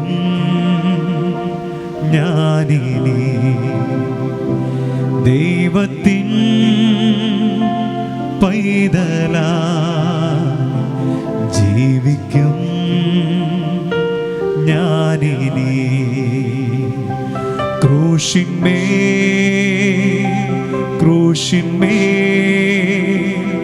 കാണുന്ന ദാരിദ, ക്രൂശിന്മേ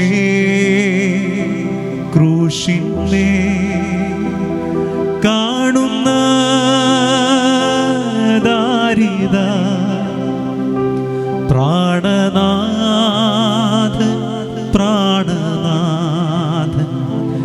എൻ പേർ ചാകുമോ പ്രാണനാഥൻ പ്രാണനാഥൻ എൻ ചാകുമോ.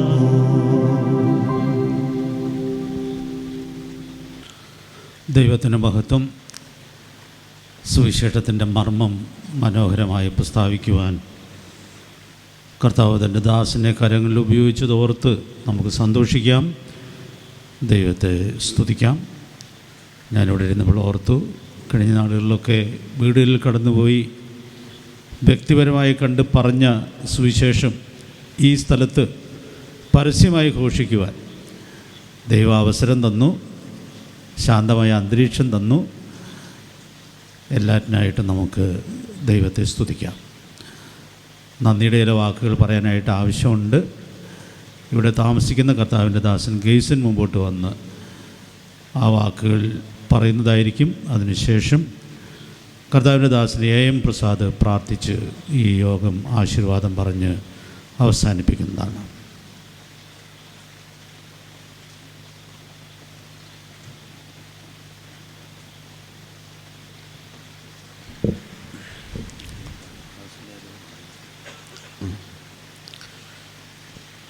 ദൈവനാമത്തിന് മഹത്വം ഉണ്ടാകട്ടെ. നമ്മുടെ ദൈവത്തിന് സകലത്തിനും മേൽ അധികാരമുണ്ടെന്ന് ഇവിടെ ഇരുന്നപ്പോൾ ഏറെ സന്തോഷത്തോടും നന്ദി നിറഞ്ഞ ഹൃദയത്തോടും ഓർക്കുവാൻ, ദൈവത്തെ മഹത്വപ്പെടുത്തുവാൻ ഇടയായിത്തീർന്നു. സർവമഹത്വവും കർത്താവിന് അർപ്പിക്കുന്നു.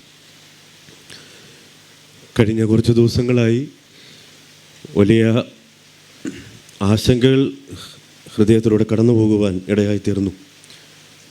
എങ്കിലും സ്വർഗത്തിലെ ദൈവം എല്ലാം നന്നായി ചെയ്യുന്നു എന്നുള്ളത് അനുഭവിച്ചറിയുവാൻ, ആസ്വദിക്കുവാൻ ദൈവമൊരുക്കിയ മുഖാന്തരങ്ങൾക്കായി ഞാൻ ദൈവത്തെ സ്തുതിക്കുകയും മഹത്വപ്പെടുത്തുകയും ചെയ്യും. ഏകദേശം 2 വർഷത്തോളമായി ഞങ്ങൾ ഇതിന് തൊട്ടടുത്തുള്ള ഈ ഭവനത്തിൽ പാർക്കാൻ ആരംഭിച്ചിട്ട്. പൊതുവെ ഒരു യോഗം നടത്തുന്നത് ഇതാദ്യമായിട്ടാണ്. ഞങ്ങളുടെ ഏക ആഗ്രഹവും പ്രാർത്ഥനയും ലക്ഷ്യവും എന്നുള്ളത് ആരും നിത്യനരകത്തിലേക്ക് പോകരുത്. ദൈവത്തിൻ്റെ ആഗ്രഹമാണ്. ദൈവത്തിൻ്റെ ആഗ്രഹം ദൈവവചനത്തിലൂടെ ദൈവം വെളിപ്പെടുത്തുന്നുണ്ട്. സകല മനുഷ്യരും രക്ഷ പ്രാപിക്കണം, സത്യത്തിൻ്റെ പരിജ്ഞാനത്തിൽ എത്തണമെന്ന് ദൈവം ആഗ്രഹിക്കുന്നു. ആ ദൈവത്തിൻ്റെ ആഗ്രഹമാണ് ഞങ്ങളുടെയും സഭയായുള്ള ആഗ്രഹവും പ്രാർത്ഥനയും. ആ ആഗ്രഹത്തോടുകൂടെ ഈ ദേശത്തേക്ക് കടന്നു വരുവാൻ സ്വർഗത്തിലെ ദൈവം സാവകാശം നൽകി. കഴിഞ്ഞ 2 വർഷക്കാലം ദൈവസഭയുടെ ചുമതലയിൽ ഈ പ്രദേശത്ത് സുവിശേഷ പ്രവർത്തനം നടത്തുവാൻ ദൈവം എല്ലാ സാവകാശങ്ങളും സാധ്യതയും നൽകി. എല്ലാം നന്ദിയോടെ ഓർക്കുന്നു, ദൈവത്തെ മഹത്വപ്പെടുത്തുന്നു. വന്ന നാൾ മുതൽ ഈ ദേശം ഒരു വരത്തൻ എന്നുള്ള നിലയിലല്ല, പിന്നെയോ ഈ നാട്ടുകാരനെ പോലെ എന്നെ സ്വീകരിക്കുകയും ദൈവസ്നേഹം ഞങ്ങളോട് വെളിപ്പെടുത്തുകയും ചെയ്ത ധാരാളം സന്ദർഭങ്ങളുണ്ട്. അതിലേറ്റവും ഉത്തമമായ ഉദാഹരണമാണ് ഈ ഷെഡിൽ, ഈ യാർഡിൽ ഈ യോഗം നടത്തുന്നു എന്ന് പറയുന്നത്. ഞങ്ങൾ ആഗ്രഹിക്കുകയും പ്രാർത്ഥിക്കുകയും ചെയ്തിട്ടുണ്ട് ഇങ്ങനൊരു യോഗം നടത്തണമെന്ന്. പക്ഷേ ഞാൻ ആ ആവശ്യം ഇവിടെയുള്ള ബേസിലിനോടോ ഇവിടെയുള്ള ആൻറ്റിയോടോ പറഞ്ഞിട്ടില്ല. ഞാൻ പറയുന്നതിന് മുമ്പേ എന്നോട് ഇങ്ങനെ അങ്ങോട്ട് ആവശ്യപ്പെടുകയായിരുന്നു. ഇവിടെ യോഗം നടത്താൻ എല്ലാ സ്വാതന്ത്ര്യമുണ്ട്, സൗകര്യമുണ്ട്, എന്ന് വേണമെങ്കിലും യോഗം നടത്തിക്കൊള്ളാൻ എന്നോട് ആവശ്യപ്പെടുകയായിരുന്നു. ദൈവം തുറന്നു തന്ന വാതിലെന്നല്ലാതെ മറ്റൊന്നും പറയാനില്ല. ഈ കുടുംബത്തോടുള്ള എല്ലാ സ്നേഹവും നന്ദിയും ഞാൻ അറിയിക്കുന്നു. മാത്രമല്ല, ഇതിന് തൊട്ടടുത്ത വീട്ടിലാണ് ഞാൻ താമസിക്കുന്നത്. രാജൻചേട്ടനും കുടുംബവും തൊട്ടരികെ പാർക്കുന്നുണ്ട്. ആ പ്രിയപ്പെട്ടവർ ഞങ്ങളോട് കാണിക്കുന്ന എല്ലാ സ്നേഹത്തിനും പ്രിയപ്പെട്ടവരോടും നന്ദി അറിയിക്കുന്നു. വളരെ മഴയുടെ പ്രതികൂലമുണ്ടായിരുന്നു, വളരെ ആശങ്കകളുണ്ടായിരുന്നു. ഈ ദേശത്തുനിന്ന് എത്ര പേര് കടന്നു വരും എന്നെനിക്ക് യാതൊരു നിശ്ചയവും ഉണ്ടായിരുന്നില്ല. എന്നാൽ ധാരാളം പ്രിയപ്പെട്ടവർ ഈ സുവിശേഷം കേൾക്കുവാൻ ഇവിടെ കടന്നു വന്നിട്ടുണ്ട് എന്നുള്ളത് എന്നെ ഏറെ സന്തോഷിപ്പിക്കുന്ന വസ്തുതയാണ്. ദൈവം മനസ്സുണർത്തി കടന്നു വന്നവർ മാത്രമേ ഇന്നിവിടെ കടന്നു വന്നിട്ടുള്ളൂ. എല്ലാവരോടുമുള്ള ഹൃദയം നിറഞ്ഞ നന്ദി ഞങ്ങൾ രേഖപ്പെടുത്തുകയാണ്. രാമമംഗലം സഭയുടെ ഉത്തരവാദിത്വത്തിലാണല്ലോ ഈ യോഗം ഇവിടെ നടത്തപ്പെടുന്നത്.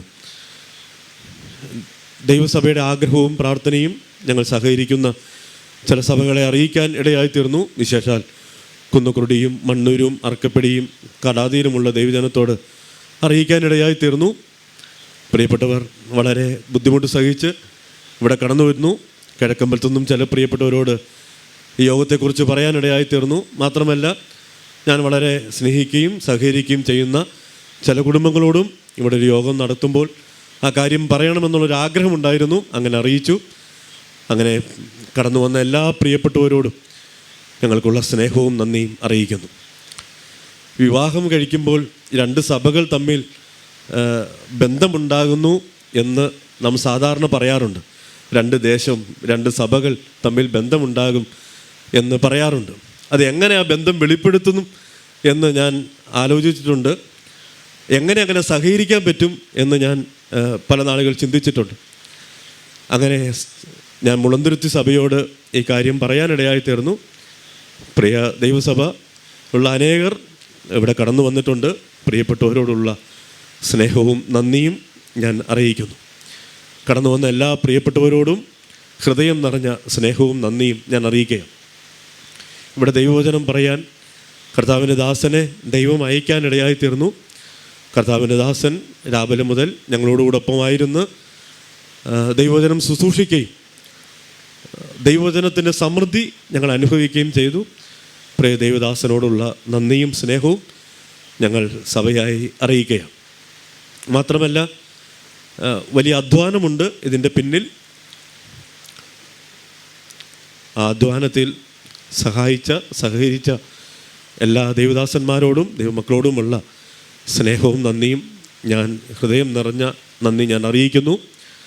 മാത്രമല്ല, ഈ ശബ്ദവും വെളിച്ചവുമൊക്കെ പ്രിയ കുന്നുകുടിയിലുള്ള ബിജോയും ബിജുവും കൂടെയാണ് അത് ക്രമീകരിക്കാനിടയായിത്തീർന്നത്. പ്രിയപ്പെട്ടവരോടുള്ള സ്നേഹവും നന്ദിയും ഞങ്ങൾ അറിയിക്കുന്നു. വ്യത്യസ്തമായ ശുശ്രൂഷകൾ ചെയ്ത പ്രിയപ്പെട്ടവരോടും ഞങ്ങളുടെ ഹൃദയം നിറഞ്ഞ നന്ദി അറിയിക്കുക.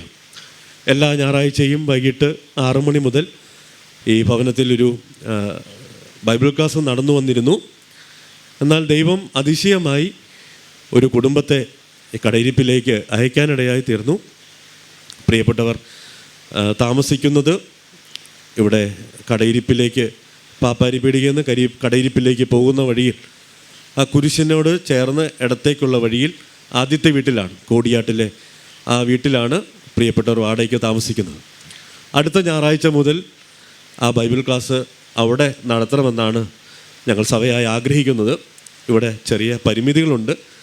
എന്നാൽ അവിടെ അല്പം വിശാലമായൊരു സ്ഥലമാണ് ദൈവം ഞങ്ങൾക്ക് വേണ്ടി ഒരുക്കി നൽകുവാൻ ഇടയായിത്തീർന്നത്. അങ്ങനെ ആ ക്ലാസ് എല്ലാ ഞായറാഴ്ചയും വൈകിട്ട് 6 മണി മുതൽ ആ ഭവനത്തിൽ വെച്ച് നടത്തണമെന്നാണ് ഞങ്ങൾ ആഗ്രഹിക്കുന്നത്. ഇവിടെ കടന്നു വന്നിട്ടുള്ള ഈ ശബ്ദപരിധിയിൽ ഞങ്ങൾ ശ്രദ്ധിക്കുന്ന എല്ലാ പ്രിയപ്പെട്ടവർക്കും ആ ക്ലാസ്സിൽ കടന്നു വരുവാനും ദൈവവചനം പഠിക്കാനുമുള്ള അവസരമുണ്ട്. നിങ്ങൾക്ക് വേണ്ടി ഞങ്ങൾ പ്രാർത്ഥിക്കാനും ആത്മീയമായ സഹായങ്ങൾക്കും ഞങ്ങളെപ്പോഴും ഒരുക്കമാണ്. ഇവിടെ നടന്ന മുറ്റത്തൊരു ഞങ്ങൾ പല പ്രാവശ്യം യോഗം നടത്തിയിട്ടുണ്ട്. അന്ന് ഞങ്ങൾ പല ആവർത്തി പറഞ്ഞിട്ടുള്ള വിഷയമാണ്, ആത്മീയമായ ഏത് സംശയങ്ങൾക്കും ദൈവവചനത്തിൽ നിന്നും ഉത്തരം പറയുവാൻ ഞങ്ങൾ ഒരുക്കമാണ്. അതിനുവേണ്ടിയാണ് ദൈവം ഞങ്ങളെ ഈ ദേശത്തേക്ക് അയക്കുവാൻ ഇടയായിത്തീർന്നത്. നിങ്ങൾക്ക് പ്രാർത്ഥിക്കാനും ദൈവവചനം പഠിക്കാനും അങ്ങനെ ഒരു അവസരമുണ്ട്. ആ അവസരം എല്ലാ പ്രിയപ്പെട്ടവരും പ്രയോജനപ്പെടുത്തണമേ എന്ന് ഞങ്ങൾ ആഗ്രഹിക്കുകയും ഓർപ്പിക്കുകയും ചെയ്യുകയാണ്. കടന്നു വന്ന എല്ലാ പ്രിയപ്പെട്ടവരോടും ഹൃദയം നിറഞ്ഞ നന്ദി ഒരിക്കൽ കൂടെ അറിയിക്കുന്നു. മാത്രമല്ല, സഹോദരന്മാരുടെ സുഹൃത്തുക്കളായിട്ടുള്ള അനേക കൂട്ടുകാരും ഇവിടെ ചിലർ പ്രിയപ്പെട്ടവർ കടന്നു വന്നിട്ടുണ്ട്. അങ്ങനെയുള്ള പ്രിയപ്പെട്ടവരെയും ഓർത്ത് ഞാൻ ദൈവത്തെ സ്തുതിക്കുന്നു. അവരോടുമുള്ള ഹൃദയം നിറഞ്ഞ നന്ദി ഞാൻ അറിയിക്കുന്നു. കടന്നു വന്ന എല്ലാ പ്രിയപ്പെട്ടവർക്കും ഭക്ഷണം ഒരുക്കിയിട്ടുണ്ട്. ആരും ഭക്ഷണം കഴിക്കാതെ പോകരുത്. എല്ലാവരും ആ ഭക്ഷണത്തിലും ദൈവസ്നേഹത്തിൽ ഞങ്ങൾ ഒരുക്കിയ ആ ഭക്ഷണവും കഴിച്ചിട്ടേ പോകാവൂ എന്നുള്ള കാര്യം കൂടെ ഞാൻ ഓർപ്പിക്കുന്നു. വളരെ ബലഹീനാവസ്ഥയിലായിരിക്കുന്ന പ്രിയ മത്തായി ചേട്ടൻ ഇവിടെ കടന്നു വന്നിട്ടുണ്ട്. നിങ്ങൾക്കെല്ലാവർക്കും കാണാം. പ്രിയ മതായി ചേട്ടനും കടന്നു വരുവാൻ, സ്വർഗത്തിൽ കുടുംബമായി കടന്നു വരുവാൻ ഇടയായി തീർന്നു. പ്രത്യേകിച്ച് വളരെ ക്ഷീണത്തിലുള്ള ഒരു പ്രിയപ്പെട്ടവനായതുകൊണ്ടാണ് അദ്ദേഹത്തിൻ്റെ പേര് മാത്രം ഞാൻ എടുത്തു പറഞ്ഞത്. പ്രിയപ്പെട്ടവരോടുമുള്ള സ്നേഹവും നന്ദി അറിയിക്കുന്നു. അയൽവാസികളായ എല്ലാ പ്രിയപ്പെട്ടവരോടും ഒരിക്കൽ കൂടെ നന്ദി പറഞ്ഞുകൊണ്ട് ഞാൻ ഈ വാക്കുകൾ നിർത്തുന്നു. ഇതിനാലും ദൈവനാമം മാത്രം മഹത്വപ്പെടുമാറാകട്ടെ. നന്ദി പറയാൻ ആരെങ്കിലും വിട്ടുപോയിട്ടുണ്ടെങ്കിൽ ദൈവനാമത്തിൽ ക്ഷമിക്കണം. എല്ലാവരോടും ഒരിക്കൽ കൂടെ നന്ദി പറഞ്ഞുകൊണ്ട് ഈ വാക്കുകൾ നിർത്തുന്നു. ദൈവനാമം മാത്രം മഹത്വപ്പെടുമാറാകട്ടെ.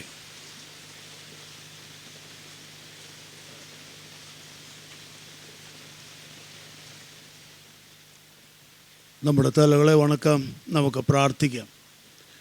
അടിയങ്ങളെ ആഴമായി സ്നേഹിക്കുന്ന സ്വർഗസ്ഥ പിതാവാം ദൈവമേ, ഈ അനുഗ്രഹിക്കപ്പെട്ട നല്ല രാത്രിക്കായിട്ട് നന്ദിയോടുകൂടെ സ്തോത്രം. കഴിഞ്ഞ ദിവസങ്ങളിൽ അടിയങ്ങൾ ആഗ്രഹിക്കുകയും പ്രാർത്ഥിക്കുകയും ചെയ്തതുപോലെ ഇന്ന് സന്ധ്യാസമയത്ത് ഈ സ്ഥലത്ത് വെച്ച് അവിടുത്തെ വചനം ശക്തിയോടുകൂടെ അറിയിപ്പാൻ അവിടുത്തെ ഭൃത്യനിലൂടെ അവിടുന്ന് ഇടയാക്കിയതുകൊണ്ട് നന്ദിയോടുകൂടെ സ്തോത്രം ചെയ്യുന്നു. കാലാവസ്ഥയുടെ അല്പ പ്രതികൂലങ്ങളുണ്ട് എങ്കിലും ഇത്രയും പ്രിയപ്പെട്ടവരെ ക്ഷേമത്തോടുകൂടെ അവിടുന്ന് കൂട്ടിവരുത്തിയല്ലോ, അതിനായിട്ട് സ്തോത്രം.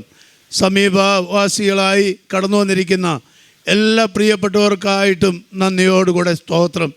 അവിടുത്തെ ദാസന് സമൃദ്ധിയായ വചനം അങ്ങ് നൽകിയല്ലോ, അതിനായിട്ട് നന്ദിയോടുകൂടെ സ്തോത്രം. കർത്താവായ യേശു ക്രിസ്തുവിൻ്റെ രക്തം സകല പാപവും പോക്കി ശുദ്ധീകരിക്കുന്നു എന്നുള്ള തിരുവെഴുത്ത് ഇന്ന് രാത്രി ഈ ദേശത്ത് അറിയിപ്പാൻ അവിടുന്ന് ഇടയാക്കിയതുകൊണ്ട് നന്ദിയോടുകൂടെ സ്തോത്രം. കർത്താവെ, ഞങ്ങൾ പാപത്തിൽ ജനിച്ചവരാണ്, പാപത്തിലാണ് ഞങ്ങൾ വളരുന്നത്. എന്നാൽ യേശു ക്രിസ്തുവിൻ്റെ രക്തമാണ് ഞങ്ങളുടെ പാപങ്ങൾക്ക് പരിഹാരം നൽകിയത്. ഇന്ന് രാത്രിയിലും അതോർത്ത് നന്ദി പറയുവാൻ നീ അടിയങ്ങൾക്ക് അവസരം നൽകിയതിനായി സ്തോത്രം. ഇന്ന് രാത്രി വരെയും ഈ പാപമോചനം വിശ്വാസത്താൽ പ്രാപിക്കാത്തവരായി ആരെങ്കിലും ഈ വാക്കുകൾ കേട്ടിട്ടുണ്ടെങ്കിൽ പാപത്തെക്കുറിച്ചും നീതിയെക്കുറിച്ചും ന്യായവിധിയെക്കുറിച്ചും ബോധ്യം വരുത്തുന്ന പരിശുദ്ധാത്മാവാം ദൈവമേ, അവരുടെ ഹൃദയങ്ങളിൽ അവിടുന്ന് പ്രവർത്തിക്കണം എന്ന് പ്രാർത്ഥിക്കുന്നു. രക്ഷപ്രാപിപ്പാൻ ഞാനെന്ത് ചെയ്യണം എന്ന് ഉള്ള ശബ്ദം കർത്താവെ ചിലരുടെ ഹൃദയത്തിൽ നിന്ന് ഇന്നുളവാകുവാൻ വചനം കേട്ടതിനാൽ അവിടുന്ന് ഇടയാക്കി തീർക്കണം എന്ന് പ്രാർത്ഥിക്കുന്നു. കർത്താവെ, ശുശ്രൂഷയുടെ ഫലം വരും ദിവസങ്ങളിൽ കണ്ട് സന്തോഷിപ്പാൻ എളിയവരായ അടിയങ്ങൾക്ക് അവിടുന്ന് കൃപ നൽകുമാറാകണം എന്ന് പ്രാർത്ഥിക്കുന്നു. ഇവിടെ താമസിച്ച് അവിടുത്തെ വേല ചെയ്യുന്ന അവിടുത്തെ ദാസനെയും കുടുംബമായി ധാരാളമായി സഹായിക്കണം എന്ന് പ്രാർത്ഥിക്കുന്നു. രാമകലത്തുള്ള ദൈവജനത്തിനായിട്ട് സ്തോത്രം. കർത്താവെ, വിവിധ ശുശ്രൂഷകൾ ഈ ദേശത്ത് നിവർത്തിക്കുവാൻ തക്കവണ്ണം അവിടുത്തെ മക്കളെ കഴിഞ്ഞ നാളുകളിൽ അവിടുന്ന് എടുത്തുപയോഗിച്ചല്ലോ, അതിനായിട്ട് സ്തോത്രം. ഇവിടെ കടന്നു വന്ന് അധ്വാനിക്കുന്ന എല്ലാ അവിടുത്തെ മക്കളെയും അവിടുന്ന് അനുഗ്രഹിക്കണം എന്ന് പ്രാർത്ഥിക്കുന്നു. ഈ നിലയിൽ ദൈവത്തിൻ്റെ വചനം പറയുവാൻ തക്കവണ്ണം ഈ സ്ഥലം അനുവദിച്ചു തന്ന പ്രിയപ്പെട്ടവർക്കായിട്ട് നന്ദിയോടെ സ്തോത്രം. കർത്താവേ, നീ അവർക്ക് മതിയായ പ്രതിഫലം അങ്ങ് നൽകണമേ. അതിൻ്റെ നന്മ അവരുടെ ജീവിതത്തിൽ അനുഭവിപ്പാൻ അവിടുന്ന് ഇടയാക്കി തീർക്കണം എന്ന് പ്രാർത്ഥിക്കുന്നു. ഇതിന് പിന്നിൽ അധ്വാനിച്ച എല്ലാ പ്രിയപ്പെട്ടവർക്കായി സ്തോത്രം. ഗാനങ്ങൾ പാടുവാൻ തക്കവണ്ണം അവിടുത്തെ മക്കളെ ബലപ്പെടുത്തിയതിനായി സ്തോത്രം. കർത്താവെ, വിവിധ ശുശ്രൂഷകൾ ചെയ്യുവാൻ അവിടുന്ന് മക്കൾക്ക് കൃപ നൽകിയല്ലോ, നന്ദിയോടെ ഞങ്ങൾ അങ്ങേക്ക് സ്തോത്രം ചെയ്യുന്നു. കർത്താവെ, ലൈറ്റും അതുപോലെ മൈക്കും മറ്റുപകരണങ്ങളൊക്കെ ഭംഗിയായി പ്രവർത്തിപ്പാൻ അങ്ങ് കൃപ ചെയ്തതിനായിട്ട് നന്ദിയോടുകൂടെ സ്തോത്രം. സർവമഹത്വവും അങ്ങയുടെ പാദത്തിൽ അടിയങ്ങൾ അർപ്പിക്കുന്നു. വിവിധ ഭാഗങ്ങളിൽ നിന്ന് കടന്നു വന്ന എല്ലാ അവിടുത്തെ മക്കൾക്കായി സ്തോത്രം. അവർ ഭവനങ്ങളിലേക്ക് കടന്നു പോകുമ്പോൾ കർത്താവെ, ഞങ്ങളുടെ ഭവനങ്ങളിൽ ക്ഷേമത്തോടുകൂടെ എത്തിച്ചേർന്ന് അങ്ങയെ മഹത്വപ്പെടുത്തോളം അവിടുത്തെ കൃപയുടെ അത്യന്ത ശക്തി അനുഭവിച്ചറിയുവാൻ അടിയങ്ങൾക്കിടയാക്കി തീർക്കണം എന്ന് പ്രാർത്ഥിക്കുന്നു. വചനം സംസാരിപ്പാൻ അവിടുത്തെ ദാസന് ധാരാളം ദൈവകൃപ അവിടുന്ന് നൽകിയതിനായി സ്തോത്രം. ഇനി അവിടുത്തെ ദാസനെ അനേക ശുശ്രൂഷകൾക്കായി അവിടുന്ന് എടുത്തുപയോഗിക്കണമേ. അനേകരെ അങ്ങയ്ക്കായിട്ട് നേടുവാൻ ഈ നാളുകളിൽ അവിടുത്തെ ദാസനെ ശക്തീകരിക്കണമേ.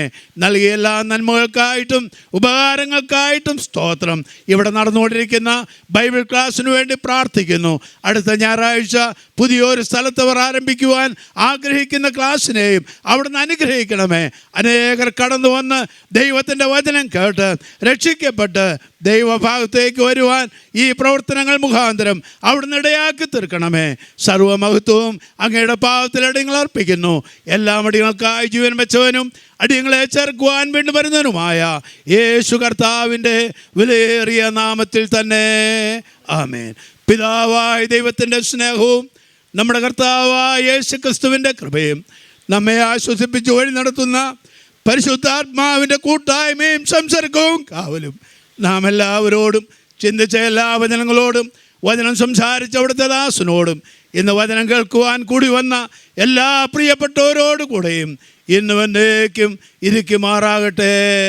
ആമേൻ. നമ്മുടെ കർത്താവായ യേശു ക്രിസ്തു മുഖാന്തരം നമുക്ക് ജയം നൽകുന്ന ദൈവത്തിന് സ്തോത്രം. നമ്മുടെ കർത്താവായ യേശു ക്രിസ്തു മുഖാന്തരം നമുക്ക് ജയം നൽകിയ ദൈവത്തിന് സ്തോത്രം. ആമേൻ. കർത്താവാമേശുവേ വരണമേ.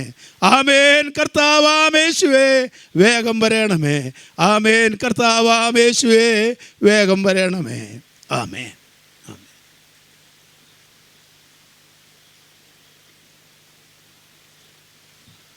വട്ടപ്പാറയിൽ നിന്ന് വന്നിട്ടുള്ള പ്രിയ സാബു കെ ജോൺസോരൻ മുമ്പോട്ട് വന്ന് നമുക്കായിട്ട് ഒരുക്കപ്പെട്ട ആഹാരത്തിന് വേണ്ടി സ്തോത്രം ചെയ്യും.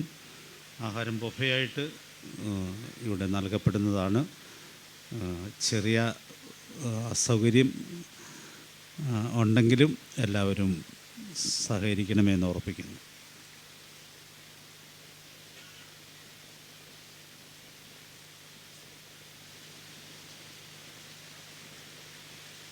സ്വർഗീയ പിതാവേ, നന്ദിയോടെ അങ്ങയെ വാഴ്ത്തി സ്തുതിക്കുന്നു. ഇത്രത്തോളം അനുഗ്രഹിക്കപ്പെട്ട സമയം ഞങ്ങൾക്ക് തന്നല്ലോ. ഇപ്പോൾ ഞങ്ങൾക്കായിട്ട് ഒരുക്കിയിരിക്കുന്ന ഭക്ഷണപാനീയങ്ങൾക്കായിട്ട് ഞങ്ങൾ അങ്ങയെ സ്തുതിക്കുന്നു. മുഖാന്തരങ്ങളെ കർത്താവ് അനുഗ്രഹിക്കണം. പിന്നിൽ വ്യാപരിച്ച ദൈവസ്നേഹത്തിനായിട്ടും നന്ദിയോടെ സ്തോത്രം. ഭക്ഷിപ്പാനും ബലപ്പെടുവാനും അങ്ങയുടെ മഹത്തിനെ ജീവിപ്പാനും ഇതിൻ്റെ പേരത്താലും ഞങ്ങളെ സഹായിക്കണം. കേട്ടതുകൊണ്ട് സ്തോത്രം. യേശു ക്രിസ്തുവിൻ്റെ അതിമഹത്വമുള്ള നാമത്തിൽ തന്നെ ആമേൻ.